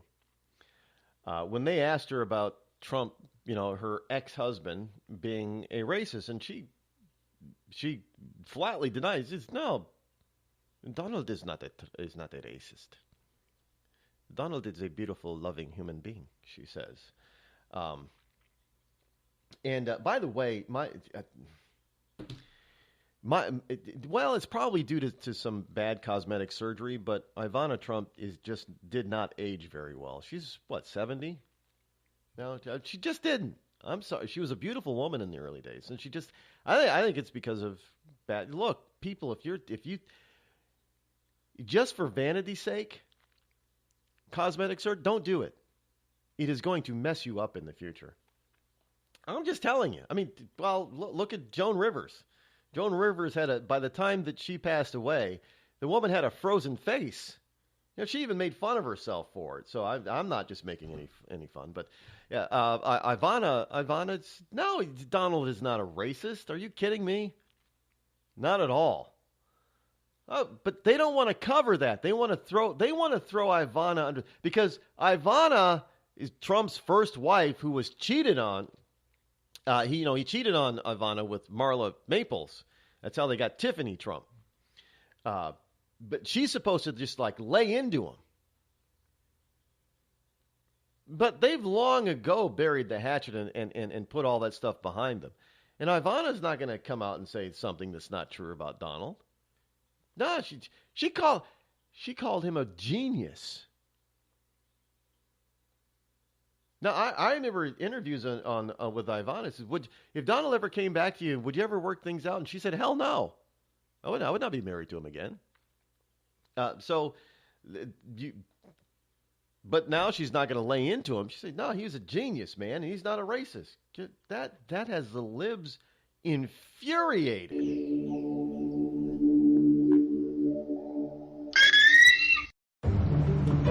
Dad, we need to talk. Can we just enjoy the drive? If you're not going to listen to me, who will we listen to? Jeffrey. Marcia Gay Harden, what? Eyes on the road, Dad. What are you doing? What are you doing in my back seat? How did you get in here? You're getting older. Not that old. Your brain's changing. It's natural. Yeah, that's what I was saying. Honey, I've got experience with this. Jeffrey, brain health is all about making the most of your brain as you age and helping to reduce some of the risks to your brain. Really? Now that's interesting. So, you'll talk to her about this, but not me. Marcia Gay Harden? Where did she go? Learn what you can do to help keep your brain healthy at brainhealth.gov. She didn't say goodbye? I mean, I would have. Visit brainhealth.gov.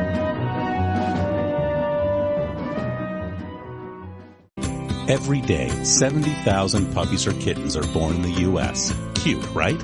What's not cute is that half of all litters are accidents, which leads to millions killed in shelters each year. Turns out, those little cuties can get pregnant sooner than you think. But here's the good news. You can stop the accident before it happens. When you bring home a pet, get them fixed at 4 months old. Prevent more. Fix at month 4. Visit fixat4.com for more information. Brought to you by Best Friends Animal Society. There's a threat targeting America. One that's growing fast, but may still be hard to see. Lyme disease. Spread by tiny ticks, often smaller than the head of a pin. This dangerous disease is now more widespread than West Nile, tuberculosis, and HIV/AIDS combined. And if left untreated, it can lead to arthritis, facial paralysis, and even memory and concentration problems, often called brain fog.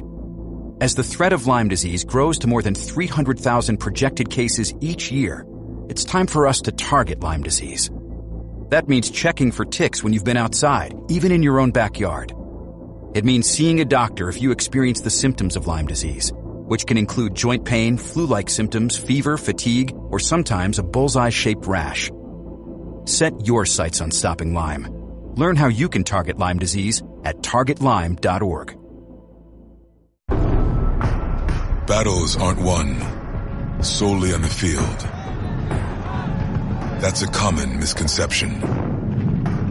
Battles are won within, over enemies of fear, enemies of doubt. In that place where promises are kept. Promises to oneself. This is a physical training event! Promises to one's community. Healthy people move debris out of their house. Promises to one's country. In the heart of every Marine, you'll find a promise. A promise forever kept. A promise of battles won.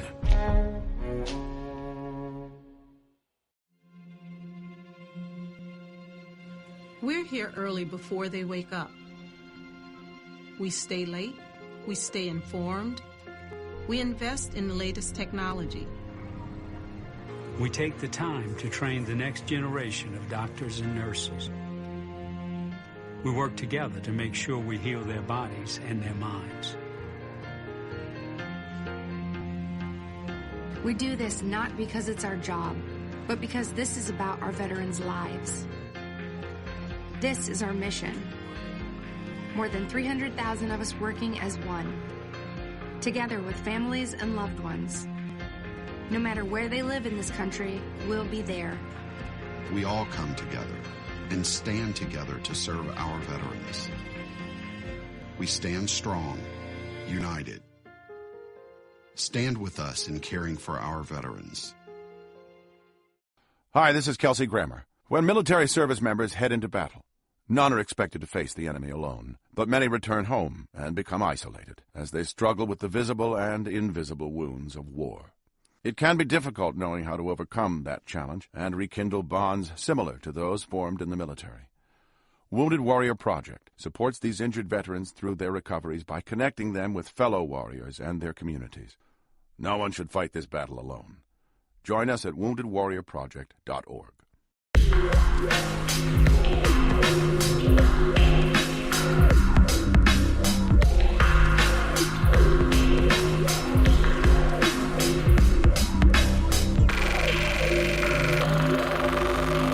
Oh my goodness! People in the chat room over there on the Spreaker chat room, those people are insane. Talking about some potential drag queen names.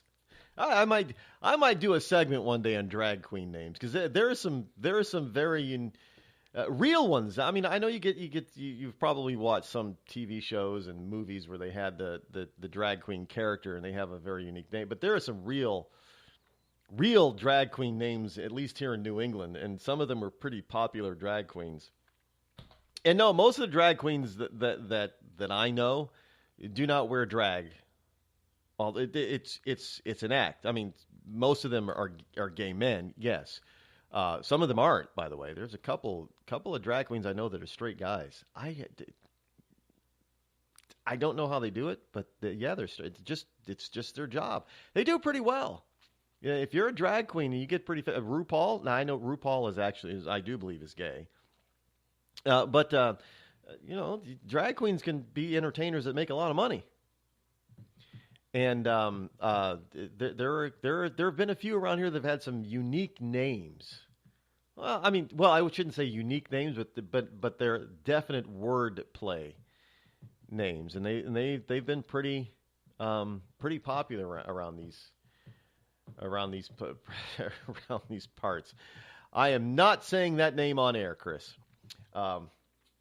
Although there is a hobby store with the name spelled almost exactly like you just spelled that name. And it was a big hobby store chain for a while. Anybody remember that in the mall? Eric Fuchs? Yeah, you better believe people made fun of that name. But anyway, so, and this is all in regards to and in celebration of Bill Clinton and Monica Lewinsky, the birth of the Lewinsky.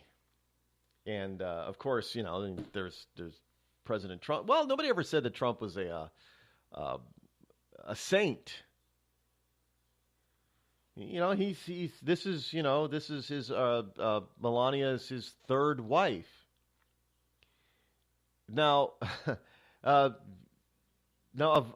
Trump was asked if she regrets not being still married to Donald and being the first lady. She said no. She said no. I didn't look when you've been spurned like that back in the. Women are like elephants; they don't forget. They don't forget stuff like that. So if the Donald could somehow take away his indiscretion, and go back in time and take back his indiscretion, then I'm sure her answer would change. She'd probably still be Mrs. Trump, but she's sad that she didn't get to be the first lady. She says no. Now I don't know if they asked the same thing of Marla Maples, but I always thought that was a mistake anyway. Marla was out of his three wives, Marla Maples, in my opinion, was probably the worst choice that Donald made. It just goes to show that even a man as smart as Donald can make a mistake. It was his choice, but personally, I think Marla was a mistake. Now I mentioned it because his daughter Tiffany is I guess she's becoming a model now, and she's doing some photo shoots, and people are all agog about her photo. Oh, look at her skimpy bathing suit. Well, she's a model. What is she supposed to wear, like 1920s garb? That's not what they're trying to sell today. She's just being a model. But I don't know how a person can look exactly like both of their parents at the same time. But you look at Tiffany Trump, and you know that she's Donald Trump's daughter, but you also know that she's Marla Maples' daughter. She looks exactly like both of them. It's amazing. Just saying. I'm not saying she's an ugly child. She's not. She's a cute kid. Well, what is she, like 20-something now?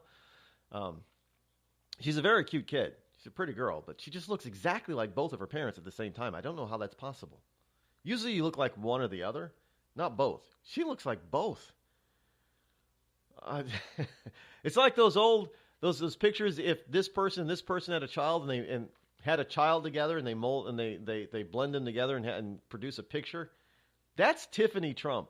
It is. I'm sorry, but it is. Not disrespecting her at all. Just saying that she looks exactly like it. To me, she looks exactly like both of her parents at the same time. Looks like somebody did one of those Photoshop things where if this person and this person had a child, this is what this kid would look like, and that would be if Donald Trump and Marla Maples had a daughter. This is what she'd look like, and you end up with Tiffany. Just saying. But anyway, the speculation, hot air is saying the speculation is rising about Mitt Romney and his desire to take over Orrin Hatch's seat, which is not Orrin Hatch's seat, by the way, but the seat that Orrin Hatch held, because there is New York Times is reporting that Romney texted a pal of his saying, "I'm running." Now, folks, understand that Romney is an anti-Trumper. Well, he is. And Romney is a Northeast Republican moderate. He's a blue-blooder. And that's just the truth. Now, look, I thought Romney was a decent governor for the state of Massachusetts. He was. He pulled that state to the right a smidgen. And that's not unusual for Massachusetts. Massachusetts is often, elected moderate Republicans as governors. Romney was just one of the latest. Well, I forget his name. The current governor of Massachusetts, Republican, is also very much a moderate as well. But Romney is an anti-Trumper. He's of the belief that you have to have a certain dignity and class in order to be president, and Donald Trump lacks it. Even though Donald Trump is worth more than Mitt Romney as far as financial resources are concerned, and is more successful by that stature, a more successful businessman than Romney. But understand, Romney's not a slouch. How much was he worth? $600 million or something like that? 700? It's ridiculous. But Romney, evidently, he did say, according to the New York Times, Jonathan Martin, the former Massachusetts governor, has decided to run for Orrin Hatch's seat in 2018. So just so you people out in Utah know that I guess Romney is. I wouldn't elect him. Here's a guy from Michigan that became the governor of the state of Massachusetts and then tried to be senator and tried to beat Ted Kennedy at his own game. Didn't work. And then tried to run for president. And now, since he's out in Utah, he moved to Utah. Well, he stayed there because of the Olympics. The Winter Olympic Games that were out there, when were those Winter Olympic Games? What year? I can't remember. But they were highly successful. And, Romney ran them. So they were highly successful. But I wouldn't say that he's a great, I'm not saying he'd make a great senator, especially now. Not for the state of Utah. No.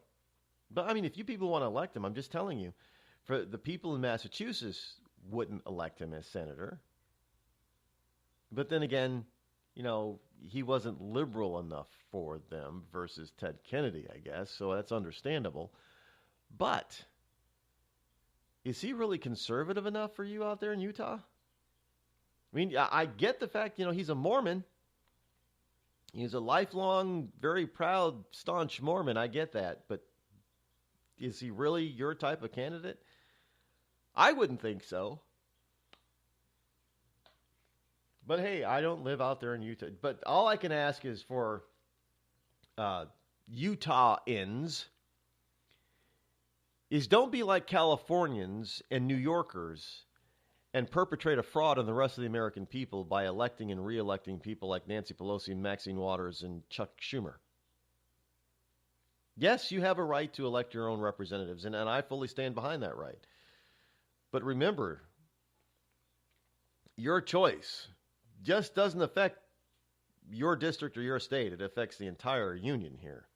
So think about everybody when you're out there voting. And is Romney your best choice? I don't know who else might be interested in. Out of all the candidates who end up running for the seat, he might be the best choice. I don't know yet. So I guess we probably should, just sort of hold off and let's see if that happens or not. Whether or not he runs. Now, back to the earlier story today that I had about Maxine. I'm melting down Waters. Now, Maxine. Now, this is not the first time that Maxine is. Every time Donald Trump does something that she doesn't like, which is just about everything, she calls for impeaching. Impeach 45. Impeach 45. That's the truth. She's constantly out there, impeach 45, impeach 45. And she doesn't know what it is. Impeachment. She doesn't really know. And this is true of a lot of people in Congress, not just Democrats, by the way. There are some Republicans that really don't understand the Constitution either. But this is especially true of Democrats. And it's really especially true, I hate to say it, of black Democrats. The ignorance is rampant. Now, these are people who should know the Constitution inside and out. And understand the Constitution is not some heavy-duty, philosophical document that takes years of study. Understand the Constitution was written by, although educated, still fairly simple, everyday people back in the day. They were not philosophical. They were not, they didn't have PhDs. They were just average people. Most of them with average educations of the day. They were not overly educated or learned men. So they didn't write in a complicated language. The language was very plain and everyday language in their day. That is how everybody, that's how everybody who was capable of reading and writing, that's how they all wrote back in the day. There was nothing different, nothing complicated. So the document is not extremely complicated to understand.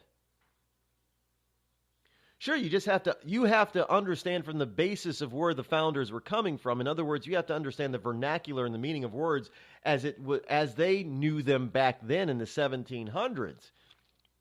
Not as we think that they are today. That's the only basis that you have to have knowledge of in order to understand the Constitution. Other than that, it's pretty simple. But yet these people, a lot of these people, just do not have the ability for whatever reason, or refuse to have the ability for whatever reason, to fully comprehend and understand what was laid down in the Constitution, in the Bill of Rights. And therefore, they're going to come out and sound like complete, total buffoons by constantly calling for the impeachment of Donald Trump. And there are so many people that are worried that if the House of Representatives it gets turned over in 2018, that the first thing on Nancy Pelosi's list is to impeach Trump, which no doubt that probably will be a big thing. But that would be to the detriment of the Democrat Party. First, let me be very clear about this. Just because a few seats would turn over in the House and possibly give, wrest control from the Republicans back to the Democrats, would not mean that the Democrats were on top of the world. And it would not mean that the American people have turned their back on Donald Trump. The only reason the Democrats could possibly gain control of the House of Representatives is simply because Republicans don't do their jobs and don't support the president, don't do what they promised that all these years under Obama that they said that they were going to do. That would more likely happen in the Senate than in the House, considering that the House has passed a number of legislative ideals and bills that the president wanted, that the Senate has not acted upon or the Senate has turned down, has not passed. So the idea of a particular chamber in Congress changing hands to Democrats would be more likely the Senate and not the House. In which case they still wouldn't, I would not actually, even if the House were to come about and impeach the President Trump, for under whatever reason that they want to make up, because God knows they'll make up something. And even though it won't stick in the American people's mind, they'll still do it anyway. Even with a slight advantage to Democrats in the Senate, I don't think they would convict, because it would be a coup d'etat of the American people tossing every single Democrat out of office the next two elections. It would be a bloodbath. At this juncture, if the truth is that as many Americans that do support the president and like Donald Trump as do, even if the stupid lamestream media and the Democrats don't want to think otherwise, the support of this president by the general population is immense. If they were to remove this guy from office for some trumped up thing, it would be a Democratic bloodbath. They would cause themselves to be out of power for the next 50 years, possibly 100. I don't think that they would have the guts to convict of impeachment. She can be out there calling for impeachment all she wants over stupid stuff. First of all, she doesn't understand what the impeachment process really is and what constitutes an impeachable offense. It's not name calling. But even if she did get that across, and her and some of her buddies did happen to impeach President Trump, I don't believe that the Senate would convict, because it would be a bloodbath for whomever. If you had Republicans that voted for it, oh man, you want to talk about a third party rise in this country that would take over? Understand the current GOP, the current opposition party, the current Republican Party was a third party back in the day of Lincoln. And the Whig Party, WHIG, made of a bunch of idiots, pretty much, blue bloods, pretty much like the GOP blue bloods today. They failed to see the change in the nation. And they got voted out of office. And that party died. If the GOP had any hand in helping impeach and remove Trump from office, that would be the end of GOP. That would be the end of the Democratic Party, and we'd have a rise of a third party that would be the likes you've never seen before. That's also kind of scary. I'm not Rod Eccles, and I approve this message. Tired of paying outrageous prices for Viagra? Well, we have great news for you. Now you can finally get Viagra at huge discounts. Healthy Man allows you to save up to $500 on Viagra. Why pay U.S. pharmacy prices of $15 per pill or more when you can get Viagra for less than $3 a pill? Call today and get 40 Viagra pills for only $99. This can cost as much as $600 at your local pharmacy. You can't afford not to call us. If you want Viagra at the lowest prices, never pay $15 $15 a pill pharmacy prices again. Get Viagra for less than $3 a pill. Call 800-595-2614 today and save up to $500 and get 40 pills for just $99. Healthy Man is fast, easy, and affordable. Operators are waiting at 595-2614 to take your call now. Call 800-595-2614. That's 800-595-2614. Again, 800-595-2614. We've all heard of male enhancement, but now there's an expert on true male enhancement in the areas that really count. In Herb Ellis's book, Husband 2.0, Real Male Enhancement, you'll find answers to questions like, why doesn't she want to have sex? A quick start, quick results workout guide, plus what you can do as a side hustle to make money now. With all the great tips in this book, every man can benefit. Get the book, Husband 2.0, Real Male Enhancement, on Amazon.com. It started with a knock, but it wouldn't end there. What happens in the story next, many wouldn't understand, and most wouldn't believe. 5 + 2 = Perfection by Samuel Rosette Jr. is a must-read. The scriptures within are reminders of the ancient past, and yet intriguingly infuses with texts which stand on the edge of the stage of relevancy. Available online at Westbow Press, Amazon, Books A Million, Barnes & Noble, and SamuelRosetteJr.com. A couple of weeks ago, a long-haired young person came into our bank and said, "I'll bet you're a Nazi." Well, I love America, support the Constitution, and believe in capitalism. So I told him I'm not a Nazi, and I'm not. So what happens? The punk breaks out 2 windows and pepper sprays an elderly woman in the face. You know, there's one thing about long-haired young people nowadays. They're real assholes. Long-haired young people. You suck.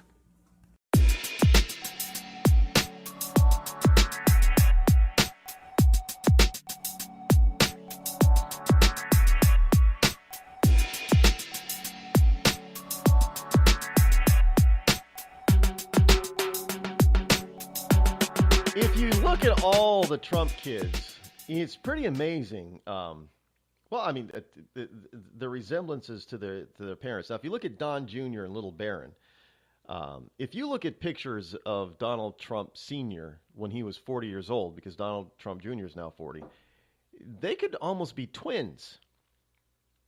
Now, the reality is, if you look at Donald Trump at pictures when he was 10 or 11 years old, that's not Barron. The deal with Barron Trump is that he looks like his dad in his 20s. I mean, you look at him and say, that's a Trump. That's Donald Trump's kid. He looks just like Donald Trump. And so does his older brother, Don Jr. Looks just, I mean, you see pictures of these two at the same age, side by side, you'd almost think that they were twins. Ivanka, although she's taller than her mother, is really a spitting image of her mother. And Tiffany really looks like both of her parents at the same time. Eric's the only one that's the outlier.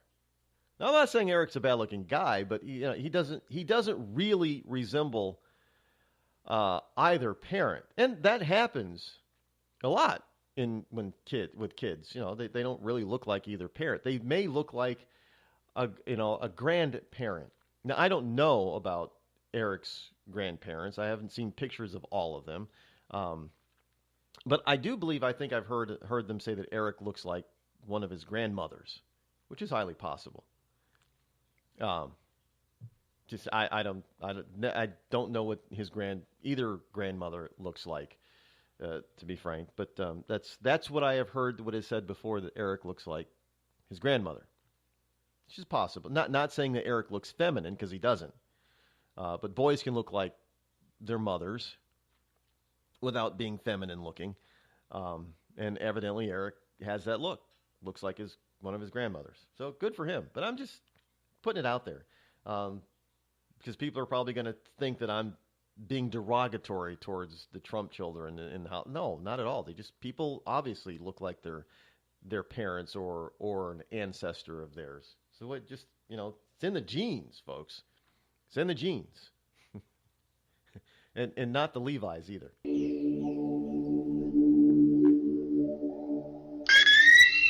It was just another quiet Saturday at the Johnson home. Honey, have you seen the hammer? It's in the garage. Oh, no, not the garage. Later that same day... Dad, I can't find the bicycle pump. Son, I'm afraid it's in the garage.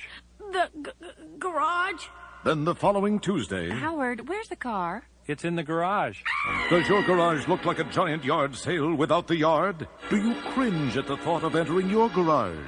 Then you need Crest Garage Cabinets. With one phone call, those wonderful folks at Crest will come out to your home, design the best combination of cabinets for you, and install them quickly and professionally before your very eyes. It's a miracle. And unlike other companies who ask for a down payment or money up front, you won't pay a penny until your Crest cabinets are installed to your satisfaction. So call Crest today, toll-free at 1-800-548-2848. That's 1-800-548-2848. And you'll never fear going into your garage again.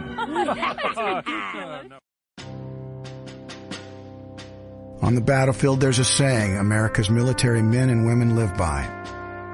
Never leave a fallen warrior behind. Ever. Off the battlefield, Wounded Warrior Project operates with the same goal.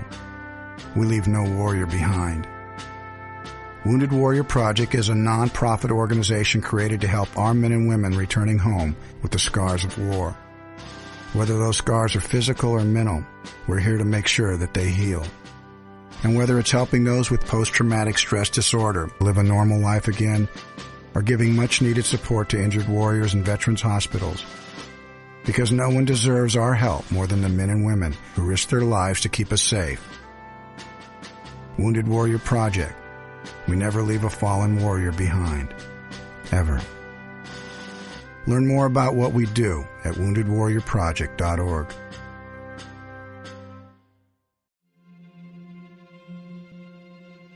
We're here early before they wake up. We stay late. We stay informed. We invest in the latest technology. We take the time to train the next generation of doctors and nurses. We work together to make sure we heal their bodies and their minds. We do this not because it's our job, but because this is about our veterans' lives. This is our mission. More than 300,000 of us working as one. Together with families and loved ones. No matter where they live in this country, we'll be there. We all come together and stand together to serve our veterans. We stand strong, united. Stand with us in caring for our veterans. There's a threat targeting America. One that's growing fast, but may still be hard to see. Lyme disease. Spread by tiny ticks, often smaller than the head of a pin. This dangerous disease is now more widespread than West Nile, tuberculosis, and HIV/AIDS combined.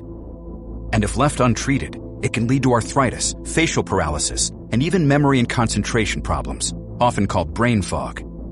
As the threat of Lyme disease grows to more than 300,000 projected cases each year, it's time for us to target Lyme disease. That means checking for ticks when you've been outside, even in your own backyard. It means seeing a doctor if you experience the symptoms of Lyme disease, which can include joint pain, flu-like symptoms, fever, fatigue, or sometimes a bullseye-shaped rash. Set your sights on stopping Lyme. Learn how you can target Lyme disease at targetlyme.org.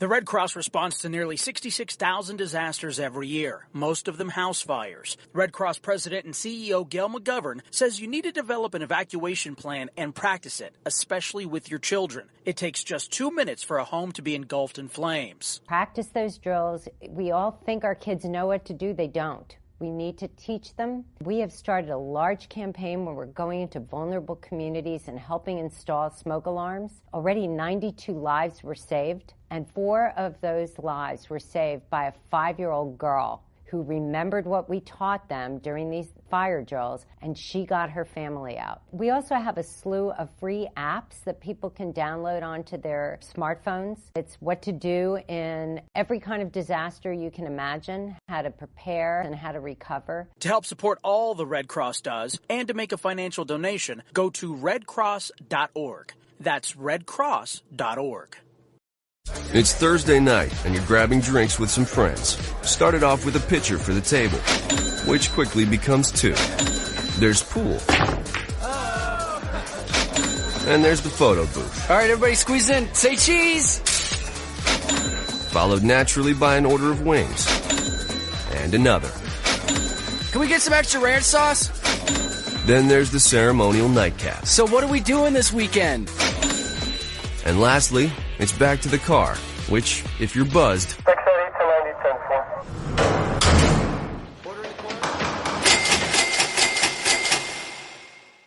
could be the most expensive night of your life. Getting pulled over for buzz driving could cost you around $10,000 in fines, legal fees, and increased insurance rates. Nothing kills a buzz like getting pulled over for buzz driving, because buzz driving is drunk driving. Brought to you by the National Highway Traffic Safety Administration and the Ad Council. Battles aren't won solely on the field. That's a common misconception. Battles are won within, over enemies of fear, enemies of doubt. In that place where promises are kept. Promises to oneself. This is a physical training event! Promises to one's community. Healthy people move debris out of their house. Promises to one's country. In the heart of every Marine, you'll find a promise. A promise forever kept. A promise of battles won. You want to know what time it is? It's time to bring the rain. Zinc Media. Feel the power of knowledge.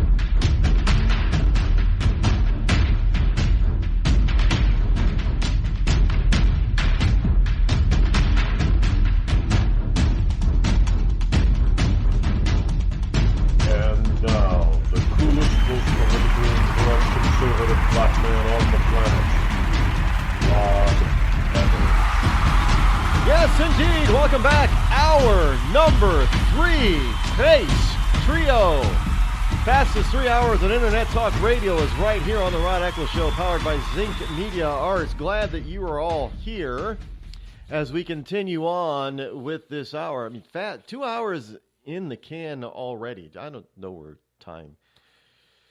time really goes when I'm on the air. Just so fast. I mean, so if I don't pay attention to the clock, as people probably have noticed, that there are times when I kind of go long in certain segments because I don't realize that time has gone by. That much time has gone by. But it has. So we have to try to keep track of it as closely as we possibly can. Speaking of time, the time-honored practice of liberalism is showing how damaging it can be. You know, I know people always say, well, just let liberals do what liberals do, and they'll prove that they're wrong and they're bad for the economy and bad for people and bad for this and bad for that. We can't afford that anymore. We can't afford to do that because no matter when we have done that in the past, when we've let just liberals go loose, just let them loose and do whatever they want because we say, yeah, people are going to realize just how bad it is and they're not going to vote for it. Well, they keep voting for it because they keep saying the same old lies, but in a different way. They talk about new promises, but they're the same old promises. Well, if we just spend a little bit more money on this anti-poverty program, it'll affect all the others and it'll be positive.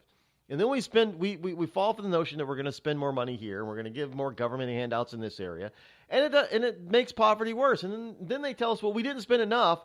So now we got to go back and spend more money on these other programs that we didn't spend money on when they told us that this program was going to fix the problem. But the other programs were suffering, so we got to spend more. So by the time it's, when we're all, let me just use some, basic round numbers. The Democrats and the liberals, they came to us and said back in the early days, well, if everybody just contributed $100, to these 5 programs in taxes, we'd eradicate poverty. So we did. We bought into it. We voted for it. And said, take $100 of our tax money and spend it on these 5 programs. And it didn't eradicate poverty. It made it worse. So the Democrats said, well, we need another. We forgot this program over here. These 5 new programs over here, we forgot.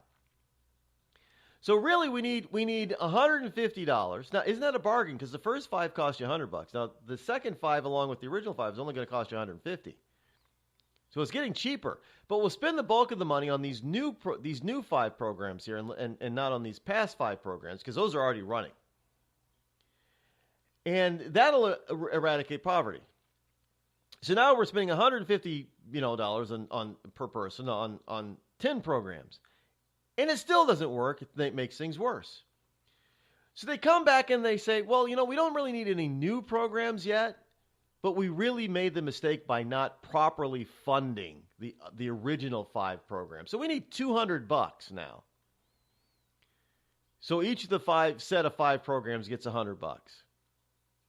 And so we vote for that, and we say, okay, and this keeps going on and on and on, over and over and over again.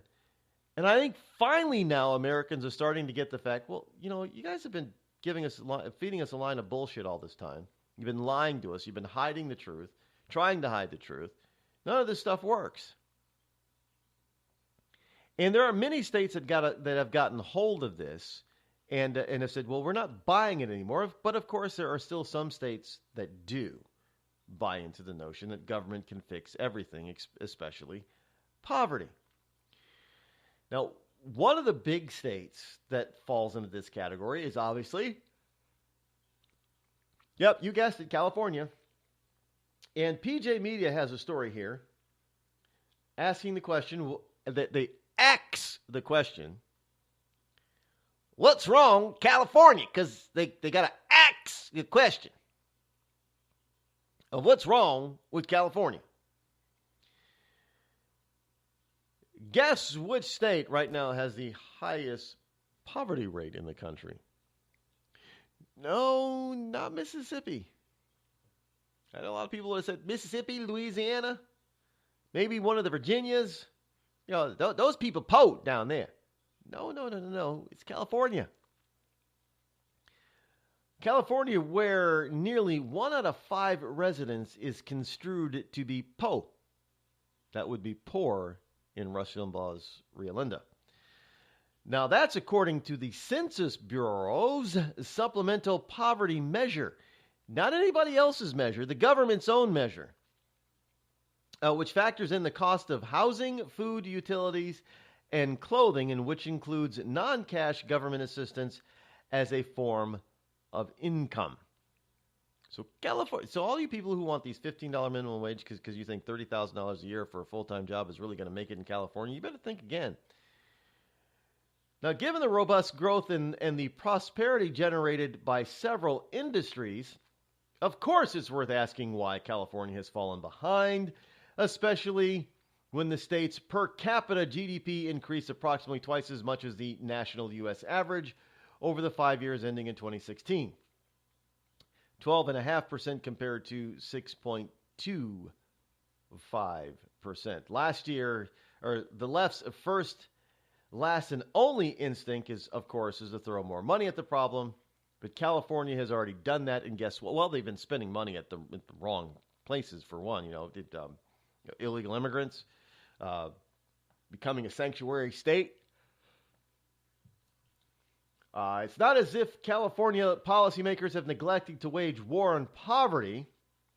Sacramento, as well as local California governments, have spent massive amounts in the cause to eradicate poverty. Several state and municipal benefit programs overlapped with one another. In some cases, individuals with incomes equaling 200% above the poverty line received benefits. California state and local government spent nearly $958 billion from 92 to 2015 on public welfare. Now, it's almost $1 trillion programs for one state, or $1 trillion for one state, including cash assistance payments, vendor payments, and other public welfare, according to the Census Bureau. California, with 12% of the American population, is home today to about 1 in 3 of the nation's welfare recipients. In other words, California has 12% of America's population as a whole,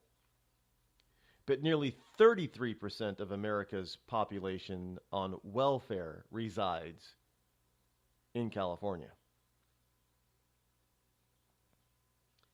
The conclusion, the generous overspending has not only failed to decrease poverty, it actually seems to have made it even worse, where nearly 1/3 of those in government assistance or welfare, 1/3 of welfare recipients in the entire country, 1/3 reside in the state of California. And some people wonder why people in Northern California who want to split and form the state of Jefferson want to get away from the SoCal idiocy.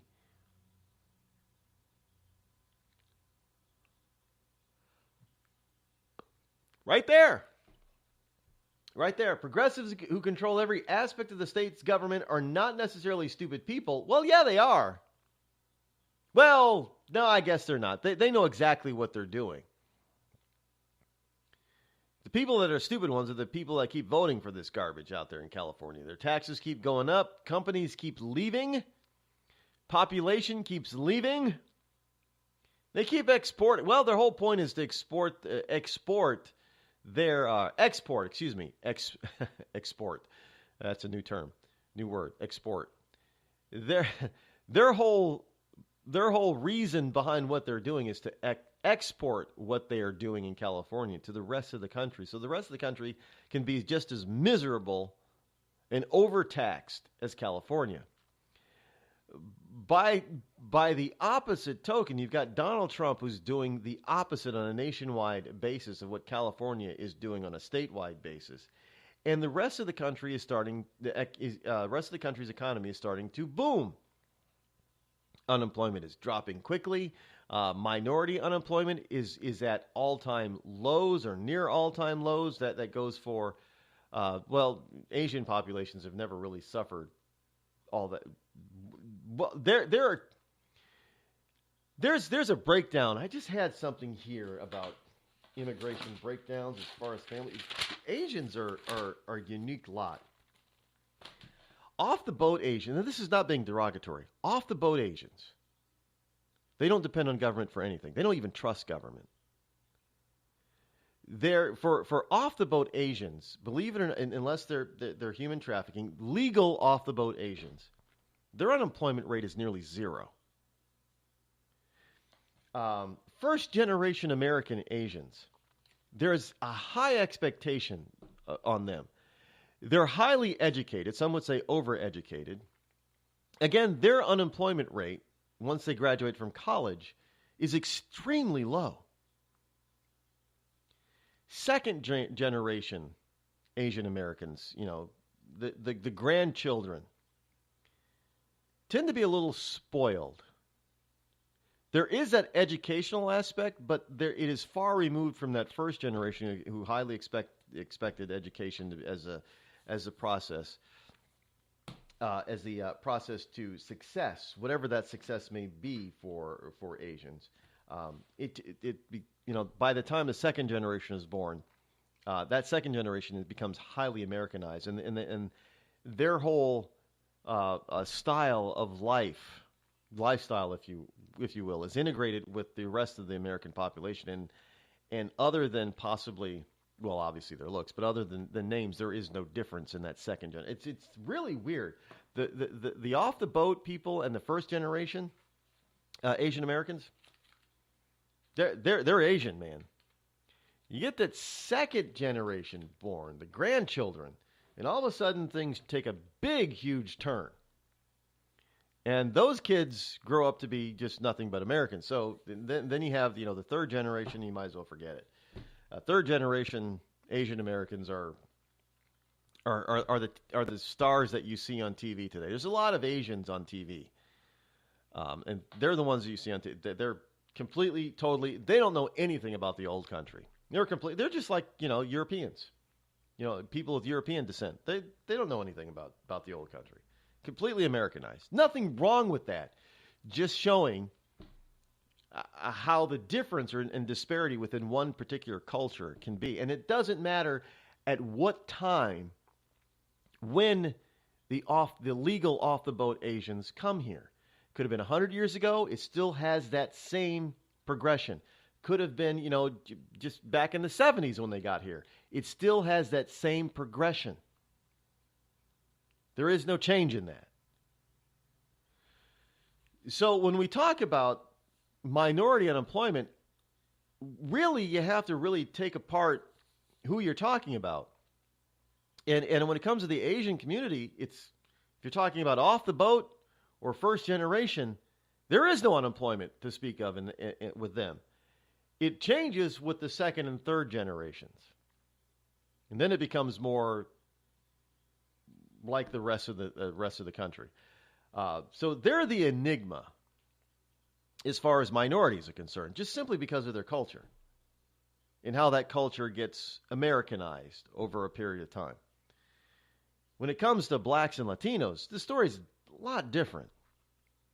Now, traditionally speaking, we've, ever since, believe it or not, ever since civil rights and Democrats got a hold of everything and bribed blacks and other minorities with government money, the unemployment rate for brown people and black people in this country has been at a disproportionate rate to white people.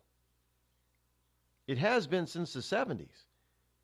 Now, before civil rights, and I'm not saying civil rights is the problem because it's not. It's not the Civil Rights Act itself. It's those people who got hold of it and turned it into something that it was not meant to be. That's whose fault it is, and the vast majority of those people are Democrats.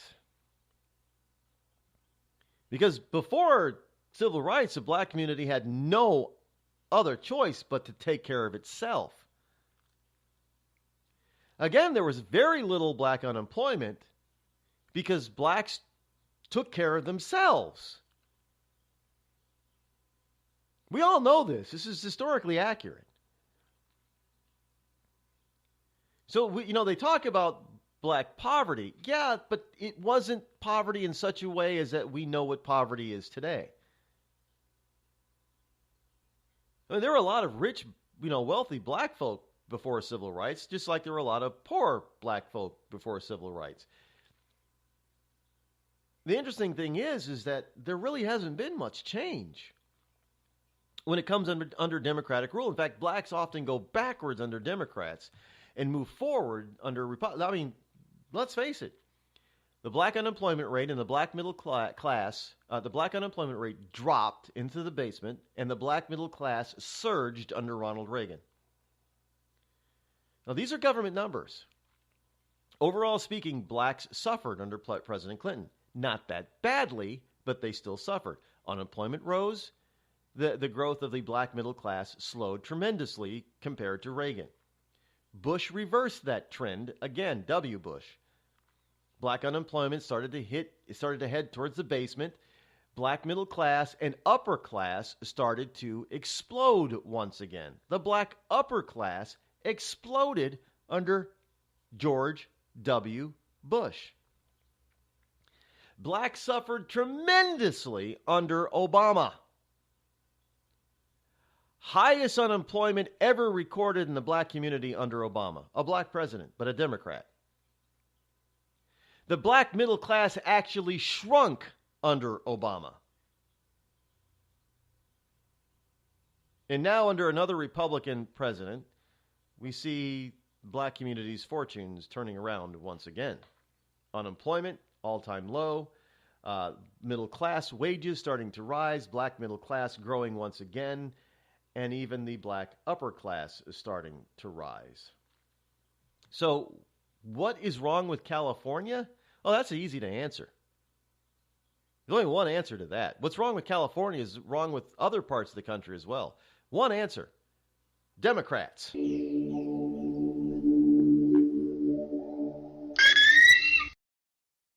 Tired of paying outrageous prices for Viagra? Well, we have great news for you. Now you can finally get Viagra at huge discounts. Healthy Man allows you to save up to $500 on Viagra. Why pay U.S. pharmacy prices of $15 per pill or more when you can get Viagra for less than $3 a pill? Call today and get 40 Viagra pills for only $99. This can cost as much as $600 at your local pharmacy. You can't afford not to call us. If you want Viagra at the lowest prices, never pay $15 a pill pharmacy prices again. Get Viagra for less than $3 a pill. Call 800-595-2614 today and save up to $500 and get 40 pills for just $99. Healthy Man is fast, easy, and affordable. Operators are waiting at 595-2614 to take your call now. Call 800-595-2614. That's 800-595-2614. Again, 800-595-2614. It started with a knock, but it wouldn't end there. What happens in the story next, many wouldn't understand, and most wouldn't believe. 5 + 2 = Perfection by Samuel Rosette Jr. is a must-read. The scriptures within are reminders of the ancient past, and yet intriguingly infuses with texts which stand on the edge of the stage of relevancy. Available online at Westbow Press, Amazon, Books A Million, Barnes & Noble, and SamuelRosetteJr.com.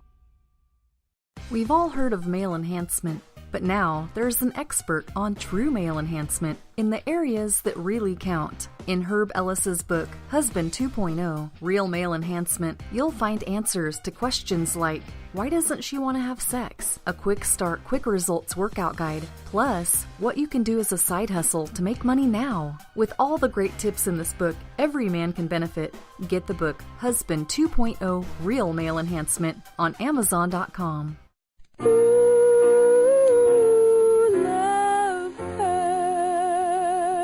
Yes, love hurts. It can hurt emotionally, but more important, it can also hurt you physically. It can hurt you in a way which nobody who owns a hot tub and lives in California can afford to be unaware of. Yes, I'm talking about California hot tub rectal gonorrhea. This painful, incurable disease can make an enjoyable soak in a hot tub with family, friends, and dog into a literally unforgettable experience. If you catch California hot tub rectal gonorrhea, not only will you walk around feeling like you're about to pass a twisted sardine can lid, you'll also smell like a pile of burning tractor tires. So don't jump out of the frying pan and into the hot tub, because if you get California hot tub rectal gonorrhea, it'll really burn your ass. This has been a public service message brought to you by the Citizens Against CHTRG Foundation. California hot tub rectal gonorrhea. We're not going to take it sitting down.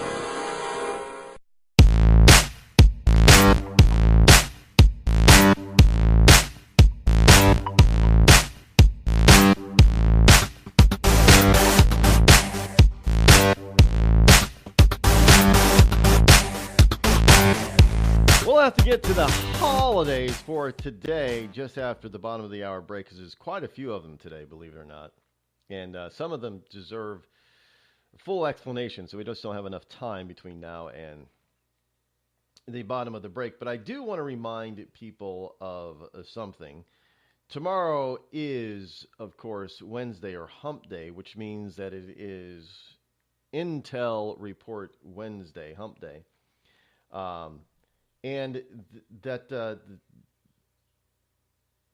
there's a lot of things that we're going to cover tomorrow.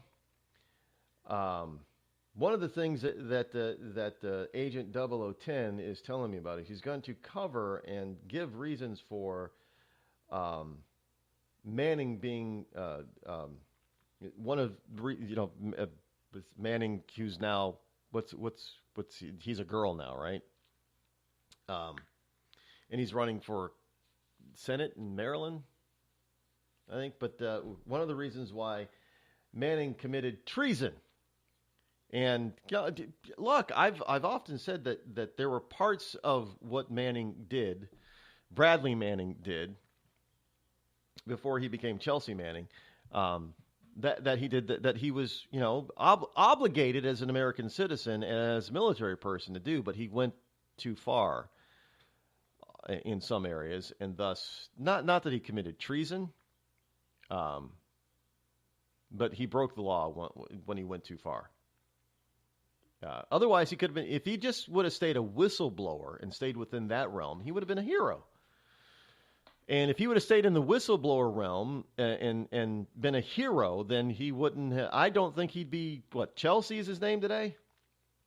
Don't think he'd be Chelsea Manning today. I'm just pointing that.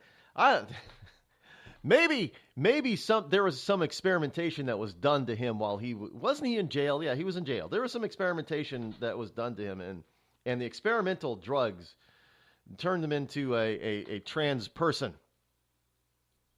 I have no evidence of such a thing, but I believe it, and just like a good liberal, if I believe it, it must be true, it has to be true, and I'm going to stick with it. They experimented on Manning. I'm just saying. But in any case, all seriousness, tomorrow, be here for the Intel Report, because we're going to cover some really serious stuff, folks. It's going to blow your minds. You might be surprised to learn who has Crohn's disease or ulcerative colitis. Nearly 1 in 200 Americans are suffering with a debilitating pain and constant disruption of these inflammatory bowel diseases, or IBD. Chances are you know someone with IBD. For example, your neighbor or coworker. The Crohn's and Colitis Foundation was created to help patients cope and to find a cure. People with IBD can't wait. Won't you help someone you know? Visit www.escapethestall.com today. Were you born from 1945 to 1965? People born during these years are 5 times more likely to have hepatitis C. But most people don't know they are infected. So even if you try to eat right, exercise, and take care of yourself, you can still have hepatitis C, a serious liver disease that often has no symptoms. In fact, people can live with hepatitis C for decades without feeling or looking sick. But over time, hepatitis C can cause serious health problems, including liver damage, liver failure, or even liver cancer. Getting tested is the only way to know if you're infected with hepatitis C. That's why the CDC recommends everyone born from 1945 to 1965 get a blood test for hepatitis C. Treatments are available that can cure this disease. So talk to your doctor about getting tested. It could save your life. A message from the CDC. Everyone is talking about healthcare these days. America spends twice that of other developed countries on our healthcare system, yet our health ranks near the bottom. How can we stop spending so much and getting so little? Shifting to a system based on primary care can help fix the problem. Patients with a primary care doctor live longer, healthier lives and are less likely to suffer from cancer, heart disease, or stroke. Primary care that is comprehensive and coordinated also saves money. Patients who have a primary care doctor spend 30% less on health care than patients who don't. States with a high number of primary care doctors have lower health care costs and higher quality care. Primary care can help make America healthy again. To learn more about the benefits of primary care, visit www.healthisprimary.org. This message is brought to you by America's Family Physicians. It's been called shell shock, war neurosis, and battle fatigue. Today, we call it post-traumatic stress disorder, and it affects 1 out of every 5 warriors returning from battle in Iraq and Afghanistan. The Wounded Warrior Project offers comfort and support for warriors with PTSD and all other scars of war, whether those scars are visible or hidden. Find out how to help, because for warriors, the greatest casualty is being forgotten. Please visit woundedwarriorproject.org. The Amazon's rainforest is being cut down so fast that by 2030, 55% of it could be completely wiped out. The Earth's forests can't speak up when they need help, but we can. Be the voice for those who have no voice. Visit worldwildlife.org. There's a threat targeting America. One that's growing fast, but may still be hard to see. Lyme disease. Spread by tiny ticks, often smaller than the head of a pin. This dangerous disease is now more widespread than West Nile, tuberculosis, and HIV/AIDS combined. And if left untreated, it can lead to arthritis, facial paralysis, and even memory and concentration problems, often called brain fog. As the threat of Lyme disease grows to more than 300,000 projected cases each year, It's time for us to target Lyme disease. That means checking for ticks when you've been outside, even in your own backyard. It means seeing a doctor if you experience the symptoms of Lyme disease, which can include joint pain, flu-like symptoms, fever, fatigue, or sometimes a bullseye-shaped rash. Set your sights on stopping Lyme. Learn how you can target Lyme disease at targetlyme.org. Dad, we need to talk. Can we just enjoy the drive? If you're not going to listen to me, who will we listen to? Jeffrey. Ah! Marcia Gay Harden, what? Eyes on the road, Dad. What are you doing? What are you doing in my back seat? How did you get in here? You're getting older. Not that old. Your brain's changing. It's natural. Yeah, that's what I was saying. Honey, I've got experience with this. Jeffrey, brain health is all about making the most of your brain as you age and helping to reduce some of the risks to your brain. Really? Now that's interesting. So, you'll talk to her about this, but not me. Marcia Gay Harden? Where did she go? Learn what you can do to help keep your brain healthy at brainhealth.gov.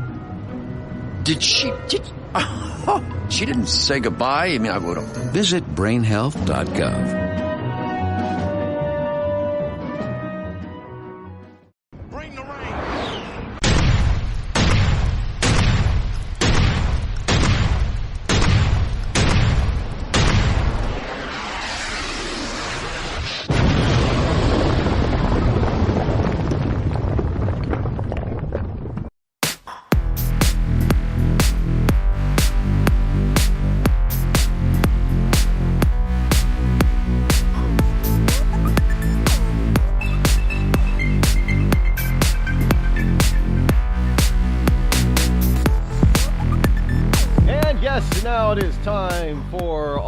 Wonderful holidays that we try to bring to you on a daily basis here.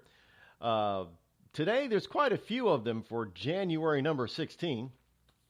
Today is Appreciate a Dragon Day. You know, dragon meaning the little lizards that everybody has, and up to the kimono dragon. So the miniature dragons are the big dragons. There was also on. Well, the whole point of dragons, whether they be flying dragon, there be dragons type of thing, is the dragons were once a real creature. Not in the sense that everybody, these very large fire-breathing or ice-breathing creatures that are of myth and lore. But understand that myth and lore, if you can deconstruct it down to its basic parts, and you'll find that there's truth in it. Now, what dragons actually were, not exactly sure myself. I don't know. Did they really exist? Yes. Now, we do have certain creatures that can produce some sort of, smoke and out of their orifices, just like we have creatures in the sea that can produce ink. Types of ink as smoke screens in the water, if you will. So there are creatures that can do that. But actually, breathe destructive fire or ice, like in a frost dragon or an ice dragon, or fire like in a red dragon or just a plain dragon. Or a gold dragon or something. It's not. No. Those are creatures that were turned into these types of myths. But understand that they're real things, because almost every civilization that we've discovered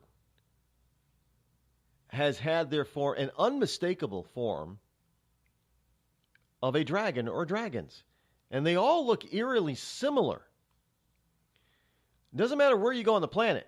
So it leads one to believe, well, at some point, whatever these things were, they were prevalent. Everybody knew about them. They were real. Were they flying dinosaurs like pterodactyls? Could have been. Who knows? Anyway, today is also Book Publishers Day. Yes, you celebrate today by buying a book, actually. A real book, real pages. Go to the bookstore. Not from Amazon. In order to celebrate Book Publishers Day, what you really want to do is go to the bookstore today. Actually feel various books in your hands and flip through the pages and then just pick one and buy it. That's how you celebrate Book Publishers Day today. Today is also International Hot and Spicy Food Day. So yeah, obviously when you go to dinner or lunch today, you're going to want to get the hot and spicy stuff.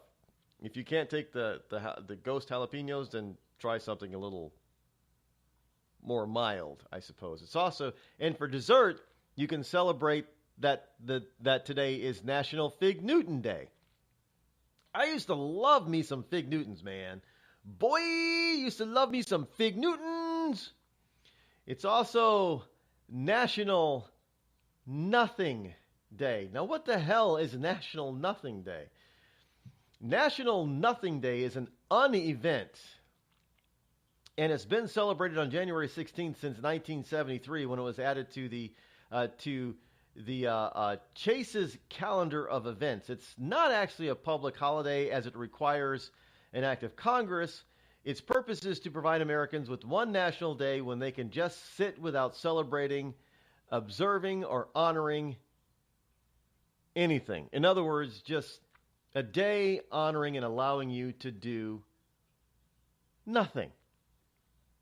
Now, of course, that's a good weekend holiday, weekend day holiday to celebrate, where you can just say, well, sometimes I just do that. I don't need a special National Nothing Day. There are just some days I just sit around and do nothing. Well, there's but Bruno Mars had the Nothing song or the Lazy song. Look, there are days I play. Today I'm not doing anything. So it's good to have a day like that. It really is good to have a nothing day every once in a while. Probably at least once a month. I mean, you can take and relax a day every week. But to just do absolutely, not worry about absolutely nothing, is probably good to do at least once a month. It's also National Good Teen Day versus typical bad teens that we see, foisted upon us in news and television shows and things like that. It's National Good Teen Day. So celebrate teens that are good. They're also called nerds and dorks and geeks, that type of thing. So just Good Teen Day. It's also National Without a Scalpel Day, meaning that today is a good day to no surgery today. Today's a day that you don't do elective surgery. Today's a day where you try to fix yourself naturally and not go under the knife if at all possible. It's also Printing Ink Day, because of the it's observed today because of the invention of the modern printing ink and allowing us to have the modern printing press. So it's Printing Ink Day in celebration of that. It is also Prohibition Remembrance Day. The 18th Amendment prohibited the production and transportation and sale of alcoholic beverages on this day. So we're to, and considering that we are now an extremely wet nation, whoever thought that a country that tried to go dry, tried to be a desert oasis of alcohol, would end up being so well? That's probably why we're such a wet nation, is because they did try to make us go be a desert at one point. People are still rebelling against prohibition. So today is Prohibition Remembrance Day. It is also Psychiatric Technicians Day, and it is also Rid the World of Fad Diet and Fad Diet Gimmicks Day. So just eat healthy food. Just eat normal. Eat in moderation. Eat more vegetables and fruits and less processed foods and sugars. That's all you need to do. Get rid of the diet fads, because the diet fads usually always, we usually find out, a decade or two later how bad that previous popular diet fad was. The Atkins no carb, low carb thing. There are all kinds of people that ended up with health problems when they follow that thing strictly. So don't fall into, and I'm sure that some of these new fads that we have out there today, that in 10 or 15 years we're going to find out are just as bad for your health as they were claimed to be good for your health. So don't fall for a fad. I don't care what it is. What is it? The Cro-Magnon diet, whatever it is, the Neanderthal diet. Don't fall for any of that stuff. Just eat regular. You're meant to eat meat, by the way. So have some. You don't have to have meat at every meal. You don't have to eat meat every day. But you are meant to eat meat. So have some. And don't feel guilty about it. And become a member of PETA, People Eating Tasty Animals. And lastly, today is also, although it's kind of hard to believe in this country now, but it is also Religious Freedom Day. So you're free to believe in and celebrate your religion today as long as it's not Christianity, I guess. But in any case, those are the holidays for today, January number 16. Celebrate responsibly, especially when it comes to the alcohol part about celebrating prohibition. Yeah. Just saying, folks. Yeah, there's a story out here about the James O'Keefe and the Project Veritas investigation and hidden camera investigation into Twitter. And I know Twitter is all a twatter and all a flutter today because of over the past. Actually, Twitter's been in the news since they announced that stupid Twitter purge, which they are actively engaged in right now. The Twitter purge, but hundreds of Twitter employees are paid to view everything you post online, including your DMs, your direct messages, and your private sex messages. I mean, they've got these people on hidden camera admitting what they do. And one guy says, "I've seen more dick pics than I ever wanted to see in my entire life." And there are people that have said this before. Male, some of the hell, if I were gay, I'd love this job. One Twitter employee responded. Well, first of all, you folks need to stop putting your nude, naked selves out there online. And if you are, you need to stop using somebody else's platform to transmit that data. In other words, keep it to, don't just don't do it anyway. But if you absolutely feel you have to do it, you really need to do it through your own email address. Now, I'm not talking about Yahoo and Google emails. I'm talking about a private email that you pay for. And I really wouldn't text message anybody these type of, because it's too easy to share.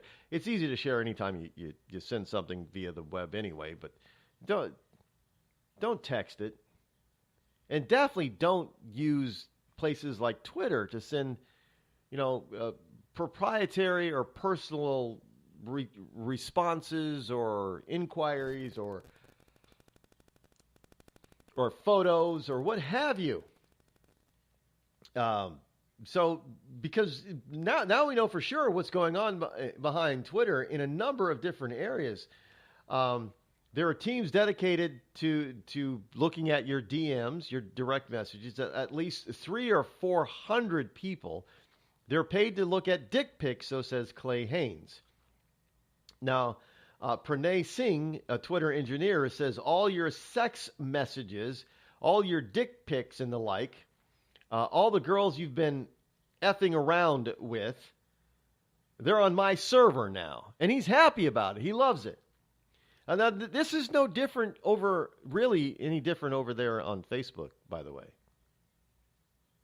Oh, yeah. I mean, look, Zuckerberg is been recorded as saying people give us all this personal information about themselves.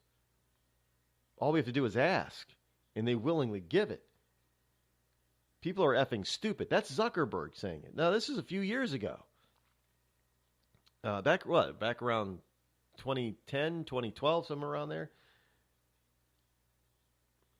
So this is not new. Now, Pranay Singh claims that Twitter stores your private data to sell to advertisers. They'll make a virtual profile about you, and then they'll sell it. Everything you send is stored on my server. You can't delete it. It's already on my server. So like I said, even when you delete something on Twitter, I I would think that's illegal. That's invasion of privacy. When somebody deletes something and it's not deleted, it's kept. I thought that was a violation of certain laws as it pertains to privacy. Now, the question was asked, how would you protect people if this power of your server or the information that you've gathered falls into the wrong hands? Engineers Conrado Miranda, the former Twitter engineer, says, you don't protect people. There is no way to protect people.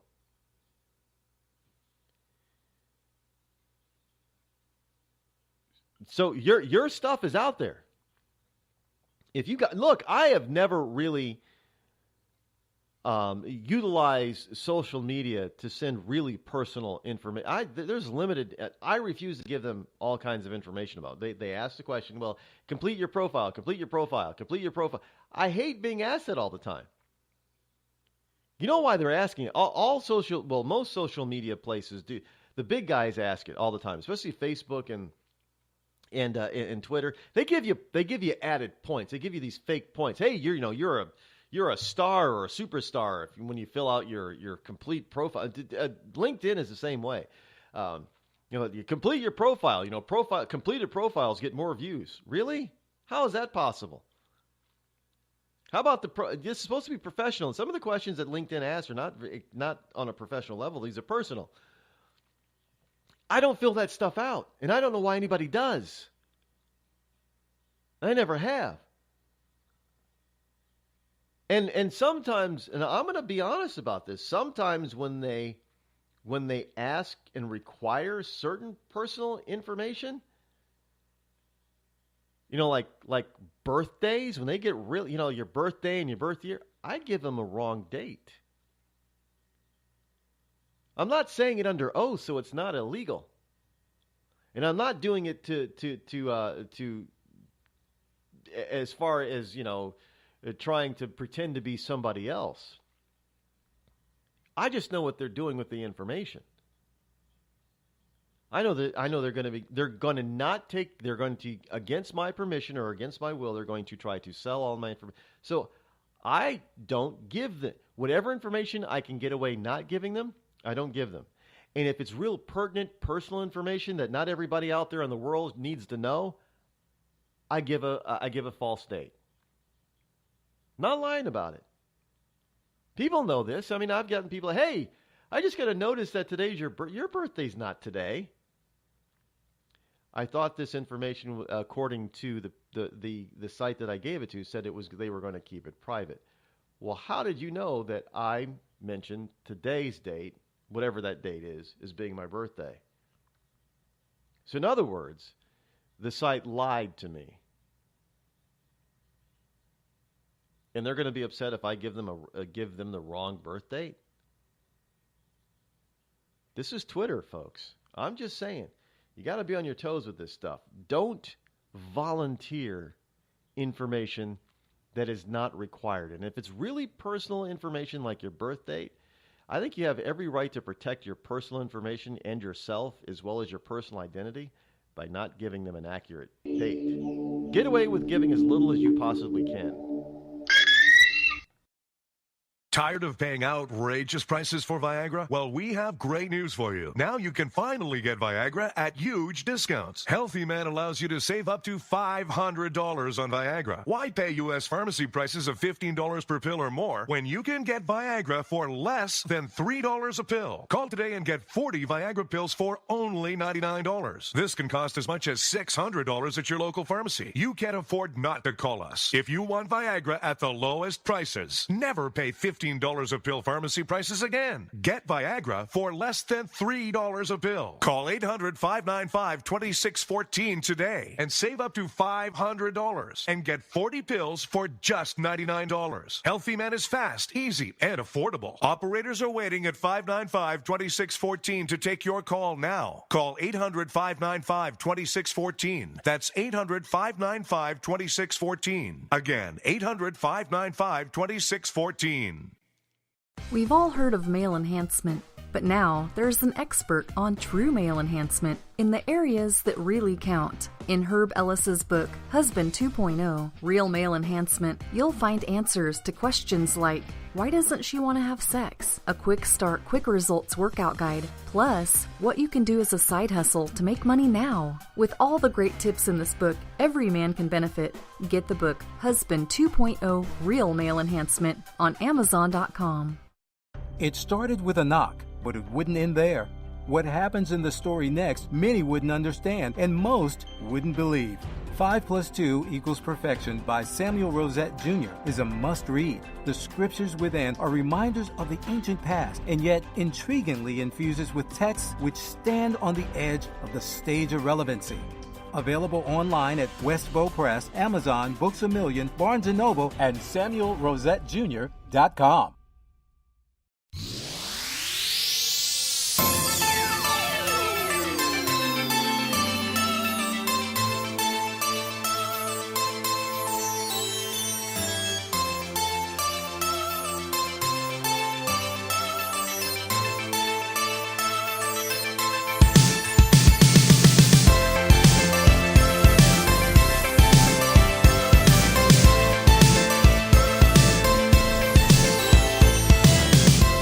A grocery store in the UK that some people think they're going to put pressure on large chain grocers around the globe because of what they're doing. Basically, the supermarket known as Iceland in the UK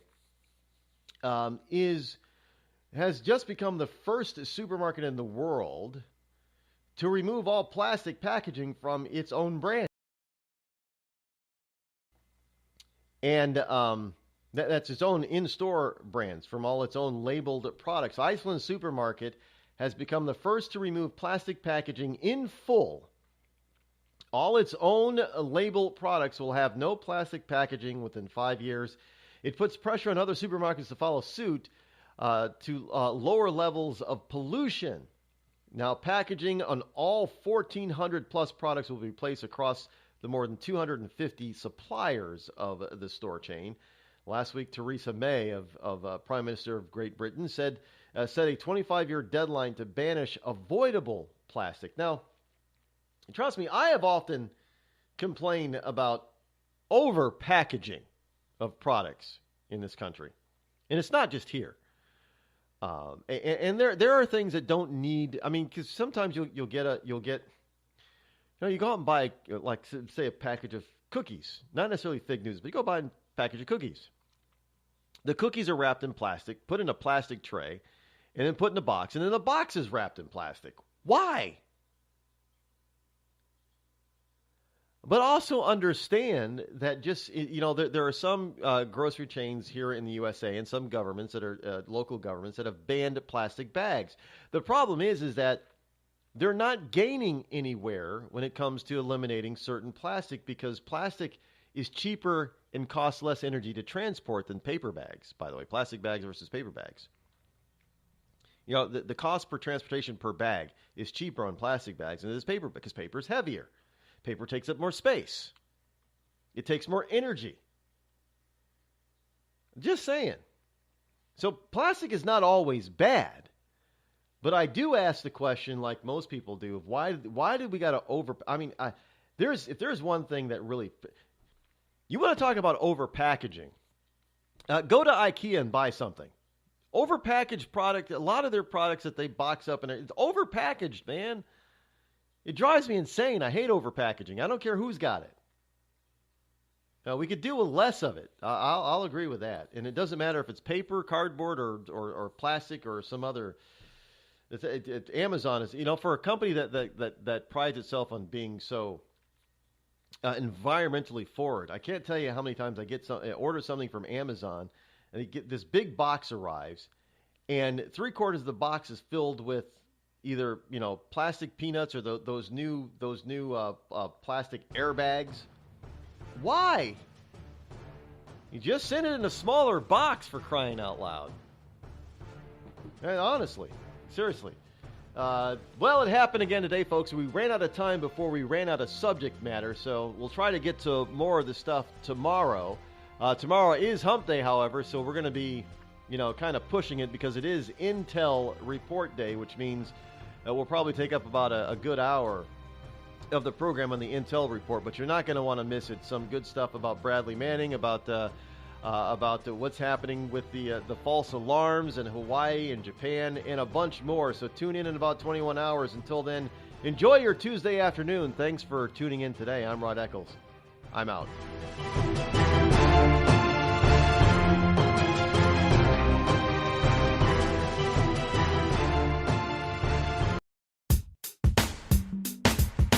Damn, it feels good to be a Clinton.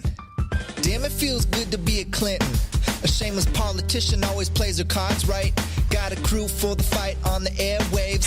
Lapdogs in the press keep their mouths tight. Cause a Clinton never needs to explain what, why it is what they done or with who. A real Clinton knows that they're entitled, and you don't get to know what they do. What difference does it make? For a Clinton, what's loaded in some fat opera file? A Clinton plays the victim for promotion. A Clinton kills it off with a smile. Damn, it feels good to be a Clinton. A server full of secrets ain't no thing. Damn, it feels good to be a Clinton. Nothing ever hits with the sting.